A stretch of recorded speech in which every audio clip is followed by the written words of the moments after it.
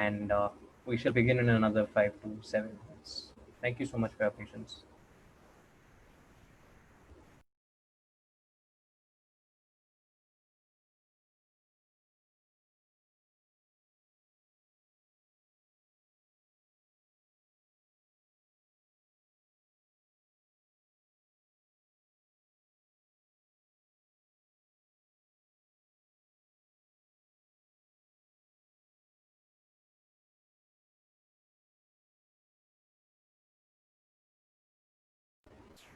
This is for the kind information of all the attendees. We'll follow a similar pattern as we did last time. You will see two separate sections. One will be for Q&A and the other is the chat section.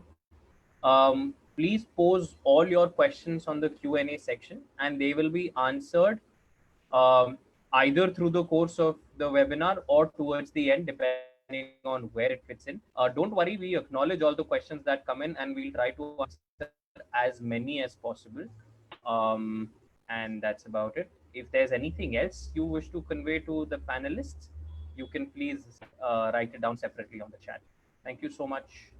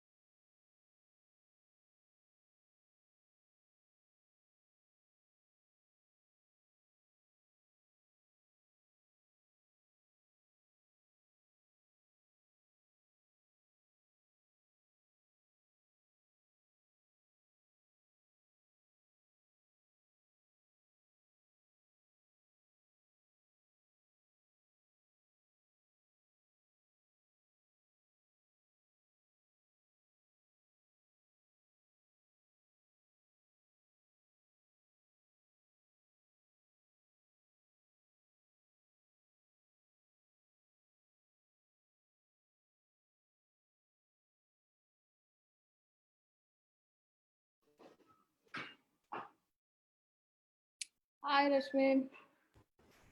Hi, ma'am. Good evening. Good to see you back. Hi, sir. How was your weekend? It was a bit tiring, all thanks to NEPL IBC. have you been getting questions constantly? Acha, no. The thing is, no, I got a very positive feedback of the previous seminar that we had, webinar that we had. And Okay. I think I'll be discussing few things in detail in regards to what problems facing or how are we trying to find solutions of, latest amendments of IBC. So let us wait Right. for few. In that case, if there are more people about to join us, or are we good to go? We have good No, participants. 20. yeah, You want good to begin? participation today, but let's wait for another 2 to 3 minutes. Sure. Let's allow people to join in. In Sure. the meantime, yes, technically this is part two of the two-part webinar series on IBC that we were conducting, and part one has already been pretty successful. It's up and running on YouTube. We'll share the link on our LinkedIn post subsequently. So most of you already know, ma'am, since I'm guessing a lot of you have already seen and heard the first one live.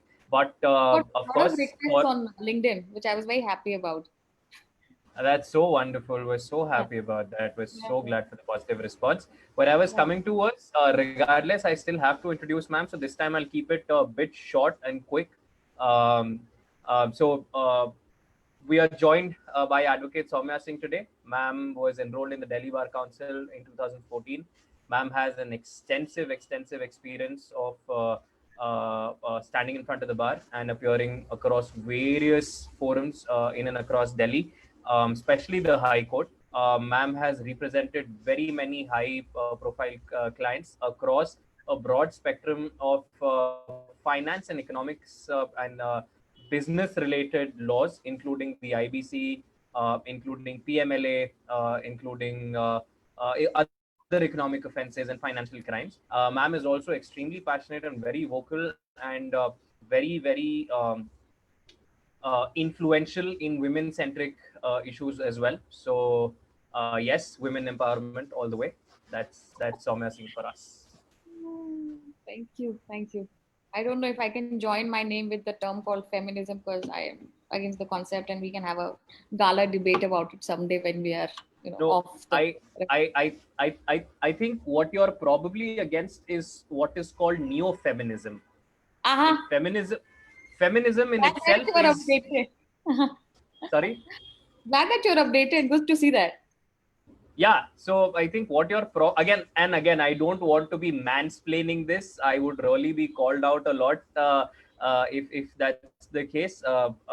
But if you are into women empowerment, I think what you're likely talking about is neo-feminism, which is likely a plague, not feminism so much. But again, that's a whole separate discussion, and that's outside of the ambit of this webinar. We can hold and conduct an entire separate discussion on that. We'll ask all of these people to join us for that also. I think we have a sizable population of attendees now. Yeah, we have to start because there is so much that I have to speak, and I'm just wondering about two things. I hope people don't get bored and just log out, or my timeline doesn't get over because something that I have read, something that I have experienced, I want to tell you all. And let's see. Okay, Parishkriti is already there. Oh, yes, definitely. Session on a feminism would be great. Thank you, woman. Right, all right. Let's begin. The stage is all yours. Definitely. So to start up with, Rashwin, do you have something to kick off, or should I just abruptly? No, the stage is all yours. Please feel free. Okay. So last time I think we could go through as to what made IBC into a mainstream, the most sought after code in 2020, and what led to probably formation of, or say inception of, such a code that was not into picture before, what led us to have a consolidated code of, rather than having insolvency and bankruptcy legal provisions spread over different acts post pre 2016, and how has things changed now. This webinar will also be an extension to what we've discussed before, how few nitty-gritties of IBC has made itself exclusive, which has not been implemented, executed, discussed, or have helped people in the way they are supposed to by any other act or any other code. So if there are few questions, Rishwin, that you want to discuss on board, you may just maybe we can start off with that, or I can just we can start off with the very first question. Okay. What are the landmark judgments? Okay, so there are plethora of judgments. So we've discussed the jurisprudence and the reason why the law came into being. But since the time IBC has been kickstarted in 2016, what have been a few significant judgments which have helped shape the code better and its application better? So SR Steel and all is Videocon case is very, very commonly discussed, mentioned, and countered, because we see a lot of write-ups coming up these days, that tell that the ratio wasn't up to the mark. It wasn't expected out of the court of supreme consideration of taking such decisions. But then considering it to be on a later stage, let us just go by, say, a sequence. So I would divide my webinar in a way that what happens. So you may understand कि कोई सीधे insolvency पे नहीं आ जाता है. कभी insolvency की अगर हम बात करें तो सीधे लिक्विडेशन नहीं होता है. ये एक रेजोल्यूशन प्लेटफॉर्म है. हम बैठ के बातचीत करके और एक प्लान बी पे आने की कोशिश करते हैं. मुझे आपके वजूद को मिटाने का कोई शौक नहीं है. I want to come up with a plan where both of us can work out. Now, it is very important for us to understand financial creditors में प्राइमरीली सिक्योर्ड क्रेडिटर्स में नंबर 1 नेम आता है banks का, NBFCs का, financial institution का. People can give me a chat if they just want to prefer English, or if English is fine, I'll continue with that. Just let us know. So one must realize that if primarily the stakeholder is being a financial creditor, that is the bank would never want to lose out its customer at the end of the day. So a bank would never want कि एक बहुत ही adverse order मैं अपने customer के against किसी भी forum में लूं और उसके बाद मेरा क्लाइंट छूट जाए. So I would want to resolve things, and in a way I should execute the plan which is approved by my debtor, and I also kind of are not I'm not at a stage where I'm at loss. दोनों का एक जो wellbeing है, जो consideration है, balance has to be striked out.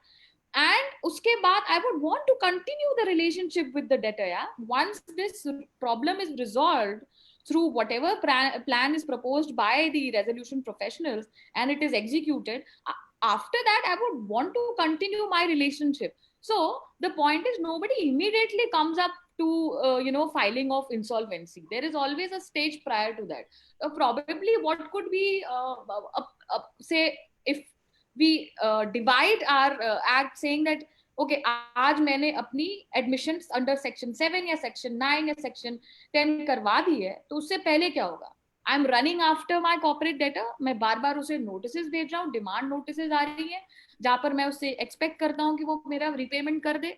हमारे lawyers के बीच में बातें हो रही हैं, हम एक दूसरे को लीगल नोटिस भेज रहे हैं, and it is not turning out to be the way I want to, and this I am approaching the NCLT forum. Now, Right. while drafting, people also realize, the legislation also realize that it should not be just a go-to thing. That anyone and everyone with 1 lakh amount is nothing. Yeah. Now, only during the suspicion time, it has been raised to 1 CR, which again I would say is not much an amount. Only MSMEs are benefited. Rest you can still go ahead. So 1 lakh is nothing.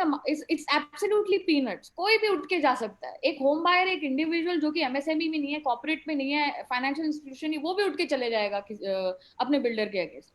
To curb all of this, something would have been in their mind कि आप admit क्या करोगे, किस तरह के से dispute को, default को आप डिस्प्यूटेड मानोगे. If there is very clearly said that if there is a pre-existing dispute, then you better don't come up.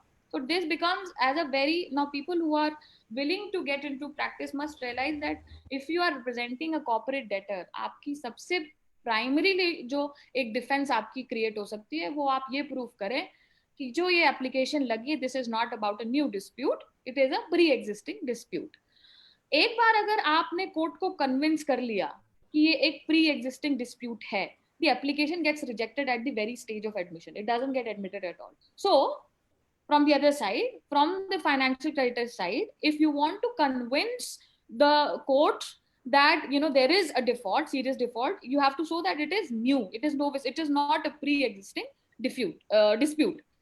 So अब अगर आप बात करें तो दो तरीके से हमारी चेन चलेगी. एक तो क्रेडिटर्स की चलती है, एक फाइनेंशियल क्रेडिटर्स की चलती है. Last seminar someone had asked why financial creditors have an upper hand and operational creditors don't. For the simple reason, because financial creditors are the secured creditors. Secured loan जो आप कहते हैं, जो difference secured और unsecured का होता है, वही exact difference operational creditors और financial creditors का है.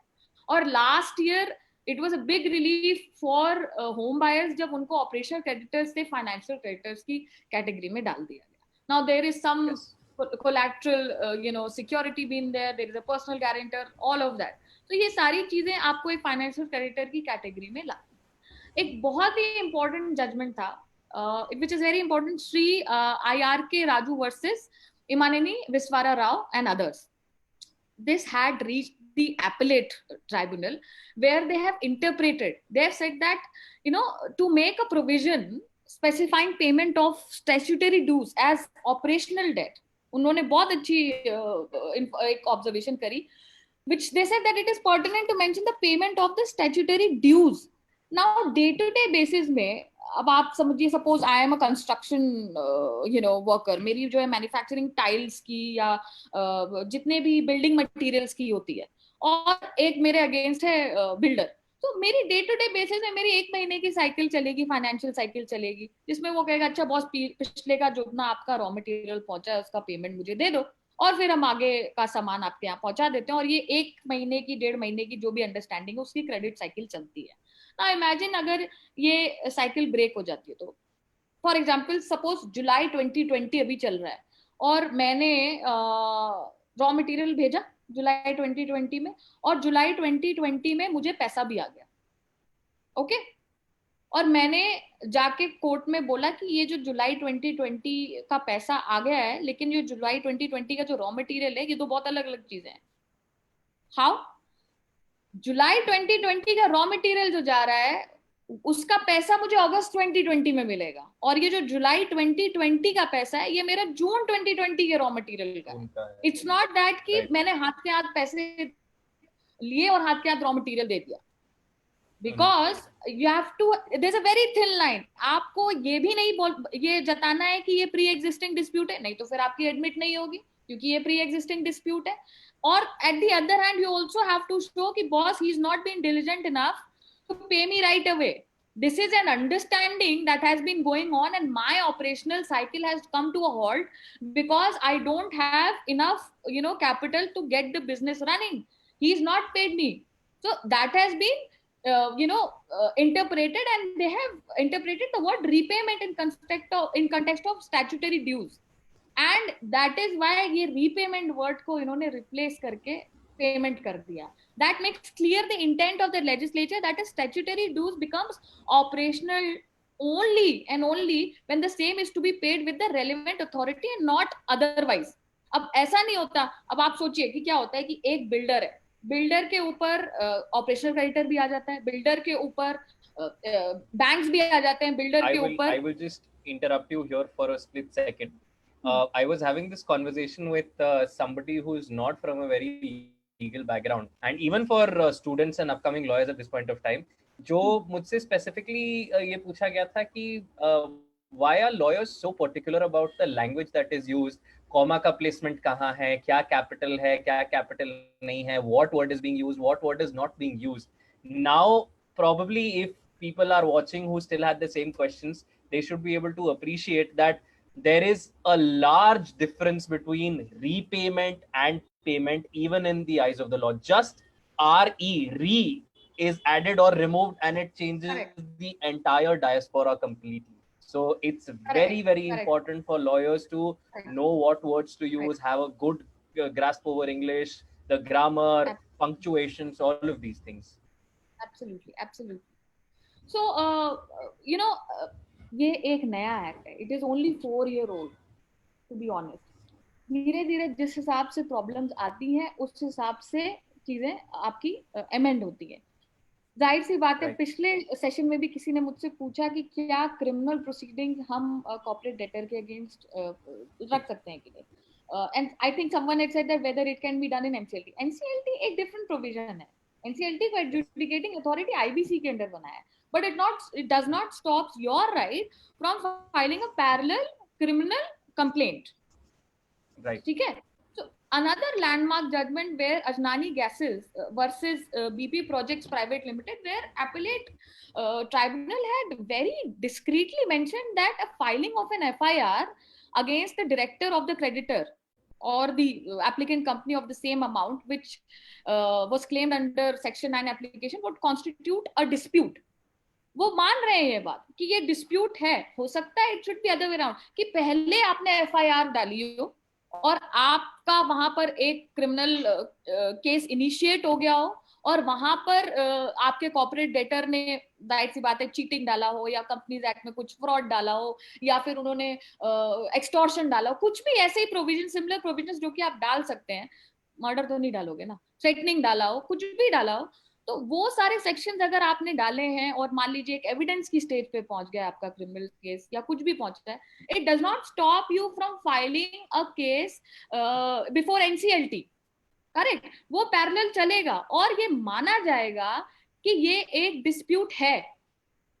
करेक्ट. ये एक डिस्प्यूट है और क्रिमिनल प्रोसीडिंग्स आपकी पैरेलल चलेंगी, बट एनसीएलटी आपको it will very much entertain you. Now people will get confuse कि अच्छा लगता है कि आईबीसी में सरफेसी और ये सब पीएमएलए सब साथ साथ चलेगा. नो, क्रिमिनल प्रोसीडिंग अलग हो गई. PMLA will come later and will discuss it specifically SARFAESI और पीएमएलए में क्या होता है. लेकिन वन शुड अंडरस्टैंड दैट आपकी आईपीसी इज वेरी बेसिक. आपका वो राइट कभी भी आपसे लिया नहीं जाएगा. लिया नहीं जा सकता आपसे. It is very much there. आज आप करोगे ही करोगे. क्योंकि आज की डेट में क्या हो रहा है कि एनसीएलटी की प्रोसीडिंग्स जैसे ही लोगों को स्लो लगती हैं वैसे ही आदमी या तो एनसीडीआरसी चला जा रहा है, नहीं तो वो क्रिमिनल कंप्लेन फाइल कर रहा है, चीटिंग कर रहा है, वो रेरा में जा रहा है. And even the courts are also saying that it is fine, but they also realize that the fastest and the most practical resolution is only achieved through IBC and nowhere else. Correct? So moving, I mean, there are so many judgments. I don't know what I should skip and what I should pick up, but I'll try to make sure that COC pe agar aap, if you allow me to pay a little more attention, because COC is one thing that is, say, it kickstarts the entire proceedings of There is a question IB. on COC, in fact, subsequently. So Okay, yeah, okay. Yeah. So I'll mention it a bit and उसके बाद हम बिल्कुल detailed में जो है वो जाएंगे. So committee of creditors, it is say a second stage. सबसे पहले जो बात आती है वो तो एडमिट होने की बात होती है, जिसमें आपको एक डिस्प्यूट बताना होता है और आपको ये बताना होता है कि एक डिफॉल्ट था जो कि डिस्प्यूटेड है और वो लीगल नोटिस के थ्रू नहीं रिजॉल्व हो पाया है, and ultimately we have to come before IBC. Right. A lot of question has come up whether one should trust the intelligence or the rationality of the COC, and uspe Standard Chartered versus I think the RP of SR Steel Limited landmark judgment hai. IBC की proceedings में कोई जाए तो ये तो must have है. Again I can repeat Standard Chartered Bank versus Satish Kumar Gupta, the resolution professional of Essar Steel Limited is a landmark judgment. One must read with thorough details because in detail एक COC committee of creditors का क्या role होता है ये समझाने की कोशिश court ने करी है, that to the appellate authority.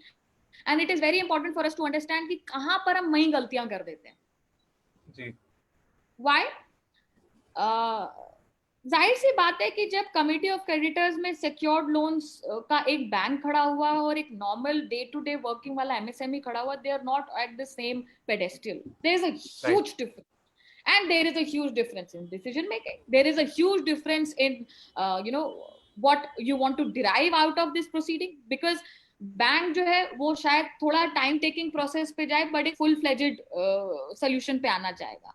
और एक normal day to day working वाला अगर कोई फाइनेंशियल क्रेडिटर है, से कोई छोटा सा फाइनेंशियल इंस्टीट्यूशन है या कोई कंपनी है, नॉर्मल कंपनी जिसने लोन दिया हुआ है, कोई एनबीएफसी फिर भी बड़ी होगी, एक नॉर्मल कंपनी जिससे एक लोन लिया गया है और मतलब आप समझिए कि 20 साल का एक स्टैंडिंग रिलेशनशिप रहा हो सपोजिटली उस कंपनी के साथ, और एक स्मॉल लोन लिया है, वो शायद एक लंबी लड़ाई लड़ने के लिए तैयार ना हो. वो कहेगा मैं थोड़ा सा सैक्रिफाइस इनिशियल लेवल पे कर दूंगा, बट चूंकि मेरा एक सिग्निफिकेंट अमाउंट लोन में जा चुका है and I can't keep my business running, I would want to get whatever I want to. So at this stage जब सीओसी में दोनों लोग एक ही कैटेगरी पे आ रहे हैं, उस समय कंसेंसस ड्रॉ करना बहुत मुश्किल होता है.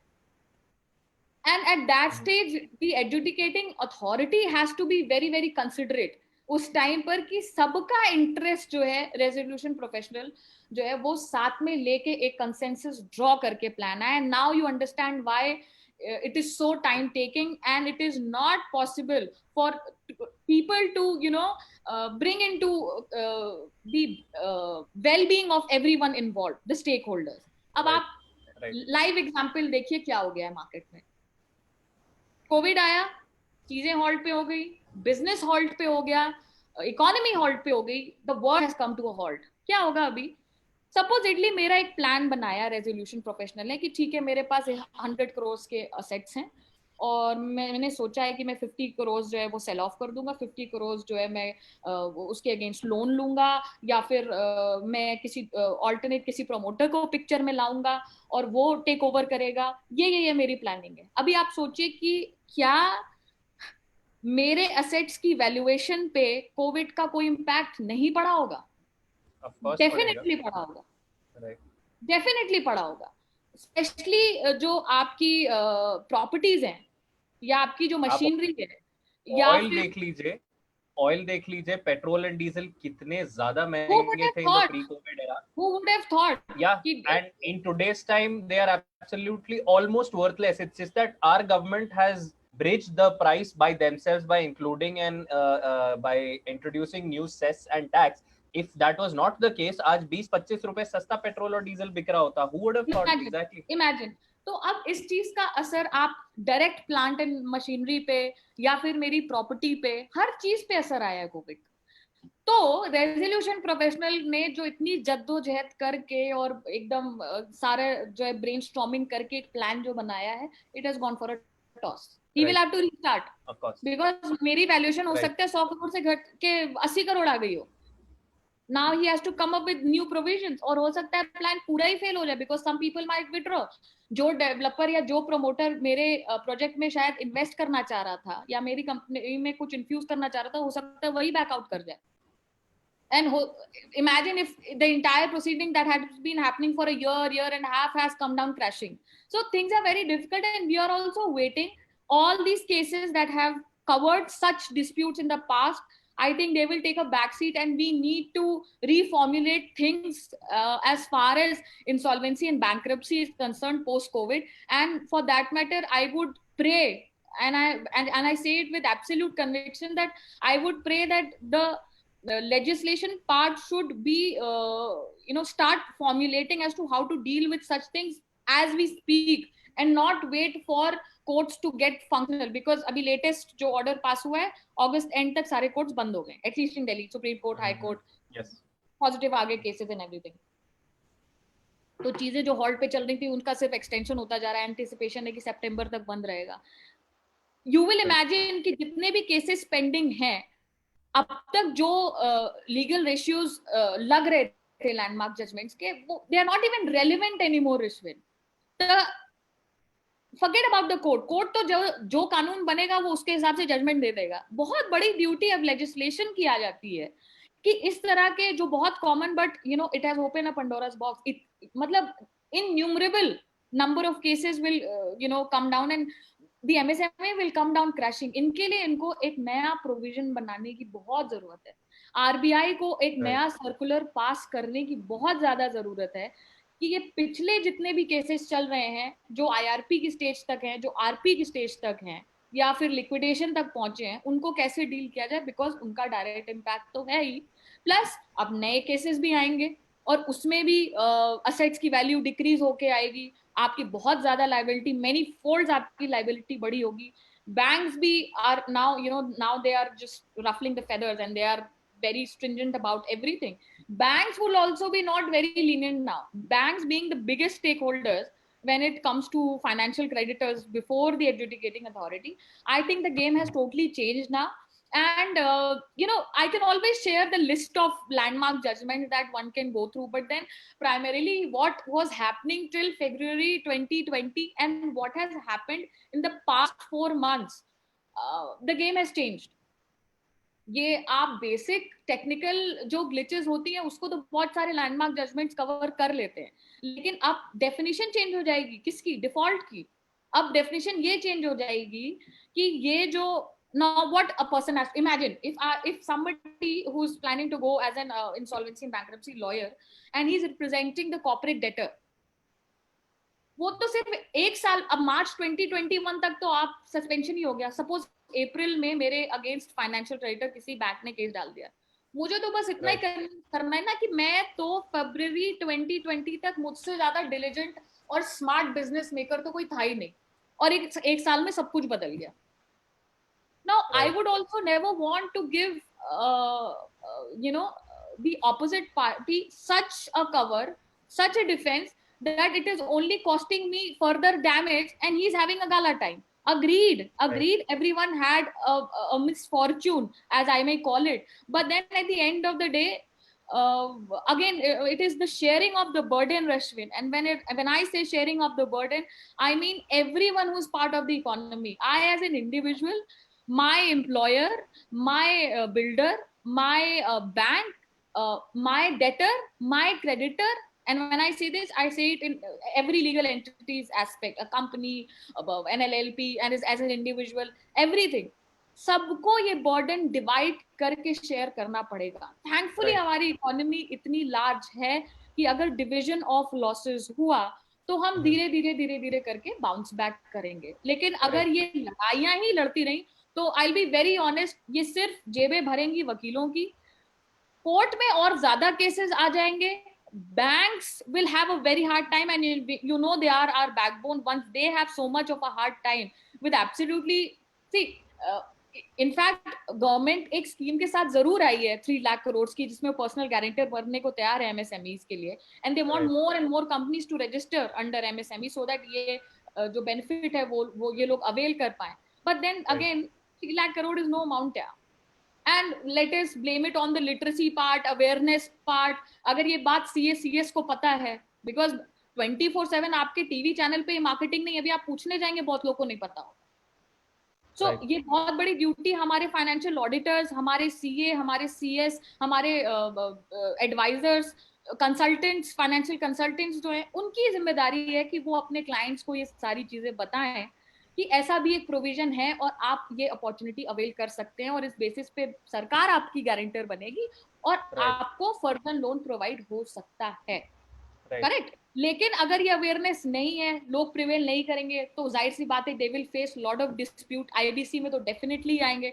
Banks will drag anyone Right. And everyone, and every time you can't come up with a safeguard saying that it is because of the COVID, blame it on the COVID, all of that, because they also come up with your financial history. They are just not pinning you down from 25th March 2020 to 25th March 2021. They will also go Right. back. बहुत simple सी बात है कि आज 10th और 12th का जो exam है, बोला जा रहा है कि आपके प्री बोर्ड के बेसिस पे आपकी मार्किंग कर देंगे. डेजर्टेशन है, कोई पीएचडी कर रहे हैं, आपके एलएलएम के पिछले मार्किंग की बेसिस पे आपको हम पास या फेल कर देंगे. CIBIL, Right. फाइनेंशियल क्रेडिटिंग तो डिपेंड इस चीज पे करता है कि आपका पास्ट कैसे रहा है. सो इन केस अगर डिस्प्यूट नया है, फ्रेश है, तो कैसे डील किया जाए. अगर पहले से मेरी हिस्ट्री ऐसी रही है तो आपके साथ कैसे डील किया जाए. सिंपल डिफरेंस है. Had there been Kingfisher and had there been Jio into picture, अब आप समझिए कि कोर्ट के आगे एक जियो सामने आता है जो कि अपना ट्रैक रिकॉर्ड एक्सीलेंट रखता है, और एक दिन आईबीसी में उसको उसके फाइनेंशियल कंसोर्शियम ऑफ से अबाउट 17 बैंक्स ड्रैग करते हैं और कहते हैं कि बॉस इन्होंने पे नहीं किया और इस कोविड पीरियड में थे.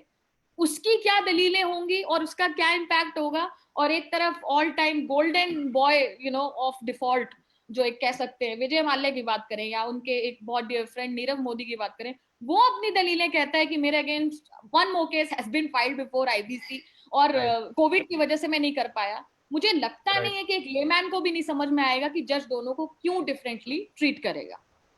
Right. Correct. So we need more provisions. There are landmark judgments. I can share it on. Okay, I see a lot of questions. I don't know. Do I take it parallelly? What do we do?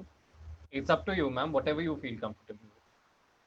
Ma'am, what's the difference in the process during bankruptcy and insolvency? It's a consolidated court. Court bankruptcy is your stage where you are bankrupt, and insolvency is a process how to take you out of this, Shekhar. Ma'am, IRP, RP under IBC have access to bank account of directors of company without NCLT leave. NASL पे आएंगे तो ये सारे सवाल का जवाब आएगा. What will happen to corporate veil in case insolvency will be group insolvency की अगर हम डिटेल में बात करेंगे परिस्थिति, then we will discuss this. Can you please talk about limitation provisions under IPC? Yeah, sure. IBC, sure. Ma'am, what has part 3 of IBC not act notified it? Will it be helpful? Still a long journey. They haven't even spoken much about it, and the issue is कि उससे पहले ही के सारे disputes खत्म नहीं हो रहे हैं. Part 3 में everyone is looking forward, specifically lawyers are looking forward to as to what guidelines do we get in regards to part 3 of the IBC. Right.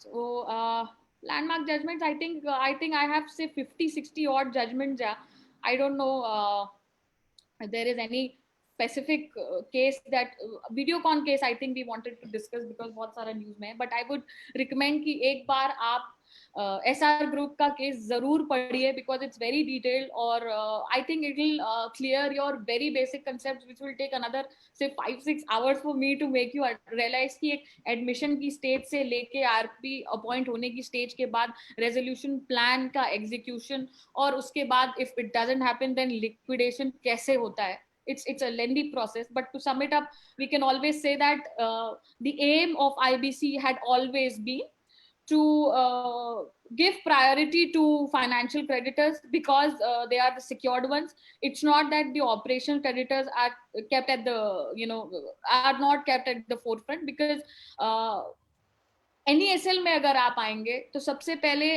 अब इस तरह का फॉर्मेट बन गया है. Very commonly you must have heard कि अगर मैं किसी के साथ डे टू डे बेसिस पे बिजनेस कर रही हूँ और मेरा पैसा रुक जाता है तो हम एक डिमांड नोटिस जनरेट करते हैं और वो eventually he replies, doesn't reply, page me the money, whatever. इस तरह का फॉर्मेट रिश्विन अब आने लगा है आईबीसी में where there is a information utility portal जो कि we will discuss in detail where the demand notice will be automatically generated once you upload the information. So what is this? We have to take a cue from what legislation wants out of us. What they want is एक ease of doing business है तो ease of settling dispute भी होना चाहिए क्योंकि अगर ease of settling dispute होगा तो ease of doing business अपने आप हो जाएगा, बढ़ जाएगा. As far as ease of settling dispute is concerned, there are new amendments happening at least with the IBC and we see it on a day-to-day basis. जहां पर ऐसे judgements, ऐसे प्रोविजन, ऐसे नई फॉर्मुलेशन आ रहे हैं that can only help an operational creditor as well who is not even a secured creditor. He is an unsecured creditor, but then there are provisions for him to expedite the resolution with his corporate debtor and he can kickstart his business after settling the dispute with the debtor. So do we move further? What do we do? Yes, let's talk about NESL then. Okay, so ये बहुत ही एक बहुत complex legal jargon आपको feel होगा अगर आप internet पे जाएं या फिर आप एक्ट पढ़ें सब कुछ. I will try to make it very very basic for you guys. And as far as information utility is concern, सबसे पहले एक बात बहुत याद रखने की जरूरत ये है कि IBC is working on 4 very broad aspects. सबसे बड़ी बात है आपकी adjudicating authority that is NCLT. Then you have resolution professional. ये बहुत ही एक्सक्लूसिव फॉर्मेट है बिकॉज यहाँ पर ना आर्बिट्रेशन है जो कि बायस्ड होने के लिए हमेशा बदनाम रहा है, ना मेरे रिप्रेजेंटेटिव ना ऑपोजिट पार्टी के. It's a third party which is working under the supervision of adjudicating authority. So first being your adjudicating authority, second being your resolution professional, third being IBBI, the Insolvency and Bankruptcy Board of India, and fourth being the information utility, as I can say it in terms of the executive director, IBBI himself, that these are the key 4 pillars of IBC code in total. Information utility से जाने से पहले अगर मैं आपसे एक similar terms में बात करूं तो एक बहुत कॉमन वर्ड आपने सुना होगा, CIBIL score, right? CIBIL score सुना होगा और इसका बहुत बेसिक एक कंसेप्ट है कि एक क्रेडिट रेटिंग ऑप्शन होता है कि आपकी क्रेडिट फैसिलिटी कैसे रही है, आपकी क्या क्रेडिट रिपोर्ट रही है, क्या लोन लिया है, कितने टाइमली आप पे करते हो, एंड इवेंचुअली आपका एक क्रेडिट स्कोर बनता है जिसमें आपका कोई से नहीं होता. ये आपके एक फाइनेंशियल पैटर्न को ध्यान में रख के एक प्राइवेट कंपनी बना रही है. करेक्ट? सो इस प्रोविजन को ही अगर सिबिल कोई समझे तो बस उसी पैटर्न को दिमाग में रख के समझने की कोशिश करिएगा कि इंफॉर्मेशन यूटिलिटी क्या होता है. इंफॉर्मेशन यूटिलिटी एक रिपोजिटरी है रश्विन, जो कि first of its kind in nature, never ever heard, talked और एग्जीक्यूटेड वर्ल्ड वाइड. ये इंडिया में एक नए तरीके का एक फोरम बना है under IBC code, where if a person has a dispute he can upload all the information backed by the whatever evidence in form of the documents he can upload that. And that repository, जैसे आप समझते होंगे कि जिसके पास Apple का phone है उसके पास cloud होता है, क्लाउड में आप Right. स्पेस और खरीद सकते हो to save your data. Right. In the same way, information utility works in a two-way manner. It not only lets you have a platform to upload the dispute, it also gives you the opportunity to store the information related to the dispute. And the third thing that it does is, on behalf of you, he will send the notice in regards to the dispute raised by you to the opposite party. So basically, the electronic revolution that the 2013 Companies Act brought about in terms of the XBRL filings and the MCA repository, this is taking that a step further. So this is not it's not just a repository of information, it is also sending notices on your behalf. It is automated. Absolutely. So what it does is, अब मैं supposedly मैं एक example ले लेती हूँ, Lloyd का example ले लेते हैं. Do you have investments, Rashmi? Yes. Just kidding. Say about 100 crores का investment हो गया Lloyd में, ठीक है? और उसके बाद वेबिनार के बाद हो ही जाएगा पक्का. तो एक डिस्प्यूट रेज हुआ फाइनेंशियल क्रेडिटर्स की तरफ से, और उसमें हम क्रॉस बॉर्डर इंसॉल्वेंसी की भी मेंशन कर ले. Suppose you got an investor from US, right. तो सबसे पहले बहुत सारे लोग अब पूछेंगे कि मैम यूएस से इन्वेस्टमेंट हुआ है तो क्या क्रॉस बॉर्डर इंसॉल्वेंसी एंटरटेन करेगा? So there is no explicit detailed about it, but yes, the courts keep the companies of India and companies of abroad, investors of India, investors abroad, financial creditors of India and abroad at same pedestal. So yes, it will be entertained. Okay. Uttarakhand case में भी बहुत अच्छे से mention किया हुआ है. What happens is 100 crores का investment आया यूएस से, और अब एक dispute raise हो गया, और अब उसके बाद when your investor is proceeding, he wants to bring you to the insolvency and bankruptcy code. 12th of May 2020 order, which was passed by the principal bench NCLT, said that it is compulsory for every financial creditor or operational creditor to file application before IBC only after uploading all the information at the information utility. So information utility एक तरह की repository है, उसके अंदर the first information utility which has been registered is National E-Governance Service Limited. That is the first company, and I'm sure there are more IUs to come, which is providing you a platform whereby, say, the investor of the Lloyd can go and he can fill in very basic details. The basic details, what he has to do is he has to log in with the PAN card and the authentication is done. Once that authentication is done, what have been asked is how much loan have you given or how much amount have you raised, at what interest, what was the disputed amount. अगर आप interest add on करके फिर आपका total add on amount कितना हो जाता है, पहले day of disbursement क्या था, last day कौन सा था, dispute किस दिन से arise हुआ. So ये सारी information बहुत ही objectively आपसे पूछी जाती है, आप ये सारी information डालते हो, और उसके बाद you pay a very minimal fee of 358 rupees. Very minimalistic. इतना तो एक लॉयर 5,000 एक लीगल नोटिस भेजने में लगा देता है, और जब कॉर्पोरेट आता तो 20,000 हो जाता है. सो आपने ये एक 358 रुपए की, I should have said that, did I? I am sorry. So 358 रुपए की, या इट्स ट्रू. सो 358 रुपए की आपकी एक पर्ची कटती है, आपने वो पेमेंट किया, और 2 से 3 दिन में, with in 2-3 days, lawyer will get, and they ask your email ID and mobile number as well. Lawyer will be receiving notice on behalf of the investor by NESL saying that हमारे portal पे एक dispute raise हुआ है और ये उसकी details हैं. And as I have said, data के साथ साथ आप अपने डॉक्यूमेंट्स भी इस पे अपलोड करते हैं. तो ये documents as an this will not be from the, so this will not only be from the investor side, this will also be from lawyer side. So we can also respond to that notice on NESL itself, or is there a separate procedure? I'm coming up to that. Okay. So 2 से 3 दिन का आपको time दिया जाता है कि ये dispute आपके अगेंस्ट रेज हुआ है, और काइंडली टेल अस कि do you agree to this dispute, Do you have something else to say? And you may choose not to say anything at all. Right. The first option is lawyer says that yes, this we are very well agreeing to it कि हाँ हमने 100 करोड़ का हमें मिला था और इतने amount का हमारा जो है डिस्प्यूट है और ultimately you can put it in the category of authenticated. So वहां पर क्या होता है, आपका डिस्प्यूट ऑथेंटिकेटेड माना जाता है.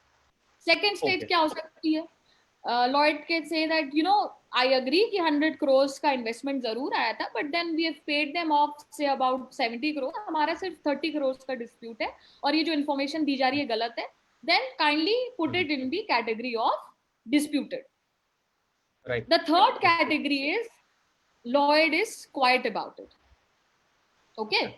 And Lloyd has failed to say or deliberately hasn't said anything about it. In that case, your silence is deemed to be your consent. You are agreeing to what has been told. बहुत basic laws है. Same उसको लेते हुए it will be deemed to be authenticated. That is Right. whatever as an investor I have said, it is authenticated that you are agreeing to it. Lloyd is agreeing to it. अब ये information जो आप इन reply भेजते हो, authenticated, disputed, deem to be authenticated, ये category जो है लेकर आप मैं कोर्ट में जा सकती हूँ सेइंग दैट यू नो ये डिस्प्यूट था और इन्होंने अग्री किया. Now imagine Rishvin what generally happens. क्या होता है, मैं 100 करोड़ का डिस्प्यूट ही होगा I am guessing. Correct. But then अब आप ये समझिए कि generally why only before NCLT, किसी भी कोर्ट में जब पहली बार मैं अपनी बात रखती हूँ कि मेरा 100 करोड़ का डिस्प्यूट हो गया है, मेरे 8 महीने चले जाएंगे आपको बोर्ड तक लाने में. नोटिस नहीं रिसीव हुआ, कॉपी नहीं रिसीव हुई, वकील साहब नहीं आए, जज साहब नहीं आए, दिल्ली के पुलिस के वकीलों ने जज का ट्रांसफर हो गया है, स्ट्राइक हो गई है, कोविड हो गया है, चले गए, लॉकडाउन हो गया है, लॉकडाउन हो गया है, ठीक है, टाइम चला गया. 8 महीने के बाद आप पिक्चर में आते हो only to say that I disagree to it, because भाई लॉयर तो अपनी पार्टी को रिप्रेजेंट करके यही कहेगा. और 1 महीने की आगे की डेट दे दीजिए. 1 महीने, 2 महीने, 3 महीने आगे डेट जाएगी. उसके बाद फिर ऑफ कोर्स एप्लीकेशन रिजॉइंडर मेरी तरफ से जो भी होगा फाइल होगा, फिर कहीं एविडेंस की स्टेज आएगी, फिर आईआरपी का जो भी प्लान होगा एविडेंस वो सारा कलेक्ट करेगा, मेरिटोरियम पीरियड स्टार्ट होगा. उसके बाद सीओसी पिक्चर में जो आ रहा है वो अग्री करेगा प्लान से, डिसएग्री भी कर देगा, रेजोल्यूशन प्रोफेशनल चेंज कर देगा. ये सारी चीजें हो रही हैं. सिविल में तो 15-20 साल तक भी केस चला जाता है. What has NECL done for us? उसने ये सारी स्टेज कर्व कर दी बॉस. राइट. उसने कहा कि देखिए, पहली बात तो ये आप ये नहीं कह सकते कि मेरे बिहाफ पे किसी ने गलत इन्फॉर्मेशन कर दी, क्योंकि हर स्टेज पे आपसे ऑथेंटिकेशन मांगता है, वो ओटीपी सेंड करता है. एग्जैक्टली. आप जब तक गेस नहीं करते तब तक नहीं होता. सो एक और प्रॉब्लम होती थी, these are not my signatures, these are forge signatures, ये फॉर्जरी हुई है. ये सारी स्टेज उन्होंने एलिमिनेट कर दी बॉस. ऐसा कुछ भी डिस्प्यूट नहीं रह गया. अच्छा, अब आप एज एन इन्वेस्टर मैं भी अपनी बात से पीछे नहीं हट सकती कि नहीं अभी तक तो 100 करोड़ का था, अभी क्या है वो रेज वेज होके जो है अब 110 करोड़. नहीं, I can't back out. 100 crore बोल दिया तो 100 करोड़ रहेगा. अब एक उससे भी रिलेटेड एक रेशियो है जो कि डिस्कस करेंगे. आप अपनी बात रखोगे, आपको प्रॉब्लम है कि नहीं है, और उसके बाद हम अपने डॉक्यूमेंट्स भी ऑफ कोर्स आप अपलोड कर सकते हो, और उसके बाद हम कोर्ट के आगे आते हैं. नाउ ऐसा नहीं है कि ये कंक्लूसिव प्रूफ माना जाएगा. Conclusive proof is something as per the evidence act that this cannot be challenged in the court of law. It is not a conclusive proof. It can be challenged, but the thing is कि वो जो हमारे time जाता था ऋषविन, अपनी information बताना, दूसरे से उसका रिप्लाई मांगना, और उसमें 1-1 साल चले जाते थे, ये सारा कर्व हो गया है. It has come down to 2 weeks. Within 2 weeks आप ये सारी इंफॉर्मेशन क्रॉस चेक कर सकते हो. और अगर डिस्प्यूट है भी तो whatever your side of story is there, ये भी ऑन बोर्ड आ चुकी है. My petition ran into 9000 pages Rashvin. It was brought down to 120 pages after NESL. Can you see the difference? Wow. 121 home buyers. There's a question coming in. So Parishruti is asking, NESL sounds like a great response to the time-related issues and efficiency, but are there any disadvantages? Let's talk about those also. So NESL is very new, Parishruti, and for everyone to understand, technologies के अपने plus and minus होते हैं. अभी तक सिर्फ फायदे ही फायदे देखे गए हैं. Reason being, number one, it has never been used and talked about, so it is advanced. People are trying to learn and people are trying to upload the information. They are facing glitches. The funniest thing that happened today was I was trying to upload someone's information on NESL and we faced a glitch. और फिर वो हमने automatically resolve करी. Parallelly हम help desk को phone कर रहे थे और हेल्पलाइन पे कर रहे थे फोन. उसके बाद हमने खुद ही रिजॉल्व कर ली. The help desk person called us back and he was unable to answer how to resolve, and I told कि बॉस अगली बार फोन आएगा तो ये बता देना. So I was kind of, it is that new. ये इतना नया है कि अभी हेल्प डेस्क भी इतना यूज टू नहीं हुआ है इस चीजों को रिजॉल्व करने के लिए. But then I was also happy at the same time when I was looking at those files running into thousands of pages as to it has brought down to categorically brought down to a single page. And I was very, आपके introduction में अब एक budding take trouble shooter भी बोलना पड़ेगा आज के बाद. all credit goes to NESL and nobody else. अब उसमें बहुत सारी चीजें हैं कि पहली बात तो ये कि कंक्लूसिव प्रूफ नहीं है, तो इसका फायदा भी है नुकसान भी है. वन माइट से कि अगर कंक्लूसिव प्रूफ नहीं है तो अब यहाँ पर डिस्प्यूटेड लेके फिर तो वही लड़ाई लड़ोगे कि डिस्प्यूट नहीं था तो क्या था कैसे था, फिर तो आप वही लड़ाई लड़ोगे. और अगर ये कंक्लूसिव प्रूफ होता मैंने गलती से टाइपोग्राफिकल एरर में 100 करोड़ में एक जीरो हटा दिया तो रश्विन तो कहेगा बॉस 10 करोड़ आपने लिखा हुआ है NESL पे, हम कह रहे हैं बिल्कुल डिस्प्यूट था और ये प्रूफ है कि 30 करोड़ दे चुके हैं. So we have given 3 times of what you had asked for. Tata bye bye, have fun. So typographical human error has to be taken care of. है NESL में वो भी है, एरर मेकिंग का भी है, एरर रेक्टिफिकेशन का भी ऑप्शन है कि गलती से अगर आपने कोई इन्फॉर्मेशन गलत अपलोड कर दी आप उसे रेक्टिफाई कर सकते हैं. And they don't charge you every time you put in the information. Once 300 अगर आपने डाल दिया तो it is there for a period of time. What is happening is जितने भी financial creditors हैं, that is primarily the banks and the NBFCs, they have been directed by the RBI to upload the information on NESL. And you will not believe more than I think 63 lakh crores of loan information has already been uploaded on NESL. So here's a related question by Rahul exactly on this point. What are the kind of documents that one has to upload on NESL as proof? किस type के documents हैं, what are they? Okay, so recently चूंकि मैंने एक home buyer का ही case मैं बार-बार reference में ला रही हूँ, तो सपोजिटली अगर एक होम बायर की तरफ से मैं इंफॉर्मेशन अपलोड कर रही हूँ तो क्या क्या डालूंगी मैं? बिल्डर बायर एग्रीमेंट डालूंगी. मैं अगर मैंने किसी बैंक से लोन लिया है तो मैं ट्राई पार्टी एग्रीमेंट डालूंगी. उसके बाद मैंने जितना भी पेमेंट किया है, रिसीट्स जो मुझे मिली हैं, जो कि सबसे बड़ा प्रूफ है किसी भी बिल्डर के एंड से, receipt acknowledging that we have received so much so amount in exchange of the tower being allotted to you in the flat number allotted to you in so tower. इससे बड़ा acknowledgement तो हो नहीं सकता. तो ये receipt सारी मैं लगाऊंगी. So builder buyer agreement, tri party agreement, receipt लगा दी आपने. आप अपने पासबुक की या बैंक स्टेटमेंट लगा दो जहां पर आपके अकाउंट से डेबिट हुआ है और वो कोई भी जो भी बिल्डर होगा उसके नाम से वो चीजें आ रही होती हैं. आप अपने लोन अकाउंट की डिटेल्स डालो कि आपके बिहाफ पे जितना भी लोन डिस्पर्स हुआ है, जितना भी लोन सैंक्शन हुआ था वो डॉक्यूमेंट डाल सकते हैं जो सैंक्शन अमाउंट मेंशन करता है कोई भी बैंक. उसके बाद कितना उसमें से लोन डिस्पर्स हुआ है वो कैटेगोरिकली आपके बिल्डर को पहुंच चुका है, आप वो डॉक्यूमेंट लगा सकते हो. At the end of the day बहुत इंपॉर्टेंट जो है, जो कि one must check out the landmark judgement की बुक कीपिंग जो है, बैंक्स बुक कीपिंग जो है, that is a very prominent thing in playing role of how to handle things under IBC. Right. So as per the bookkeeping act, we have to make sure to establish the fact that ये सारे proof तो रहे कि मेरी तरफ से पैसा गया है. अब ये एक प्रूफ है कि उसकी तरफ से एक भी पैसा वापस नहीं लौटा. Right. One has to understand very broadly, one has to understand the fact that IBC court can never ask for specific performance. Supposedly plant and machinery का काम था, या सपोजिटली होम बायर की बात करें तो होम बायर का काम था, कोई बिल्डर था. IBC ये नहीं कहेगा आम्रपाली को कि जाओ जाके मकान बनाओ. सुप्रीम कोर्ट कह सकता है, सुप्रीम कोर्ट कह सकता है NBFC should come into picture and take over the project and do. NCLT specific performance नहीं करा सकता. वो रेजोल्यूशन प्लान ही बताएगा. वो आपको आपके इंटरेस्ट के साथ एक अमाउंट दिलवा सकता है पर वो आपको मकान नहीं दिलवा सकता. वो एक मकान नहीं दिलवा रेजिडेंशियल सकता, प्लान को अप्रूव कर सकता है जहां पर कोई और डेवलपर आपके प्लान को टेक ओवर करके थोड़े से मुआवजा दिलवा सकता है। हाँ, हाँ वहां से मुआवजा दिलवा दिलवा सकता है, सकता है, लेकिन घर या मकान नहीं दिलवा पाएगा। ऑर्डर नहीं कर सकता है। करेक्ट।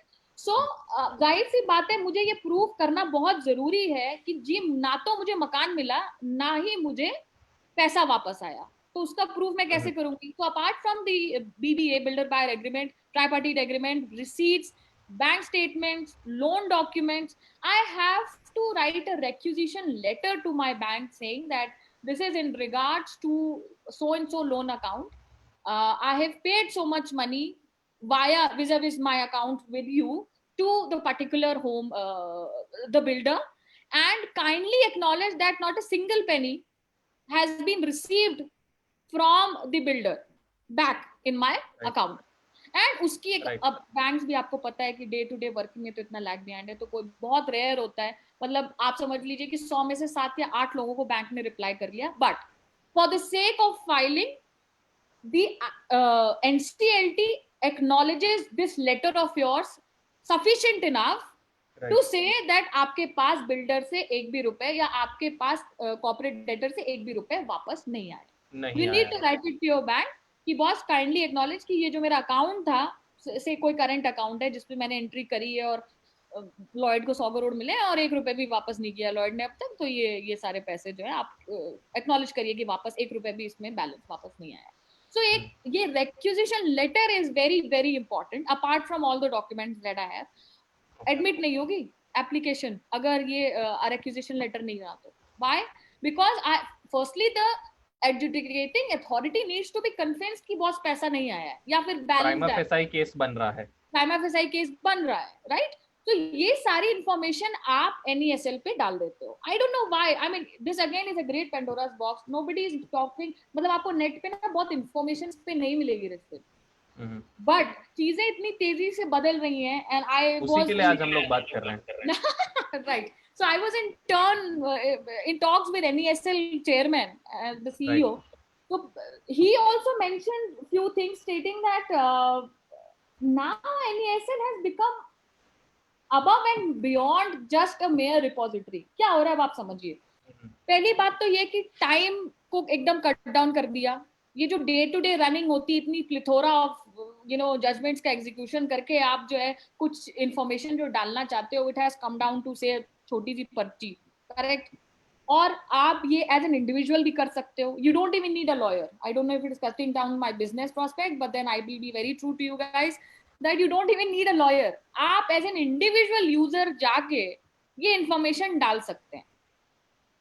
Right. ये तो बात होगी जी फाइनेंशियल क्रेडिटर की, क्योंकि बैंक भी इंफॉर्मेशन डाल रहे हैं।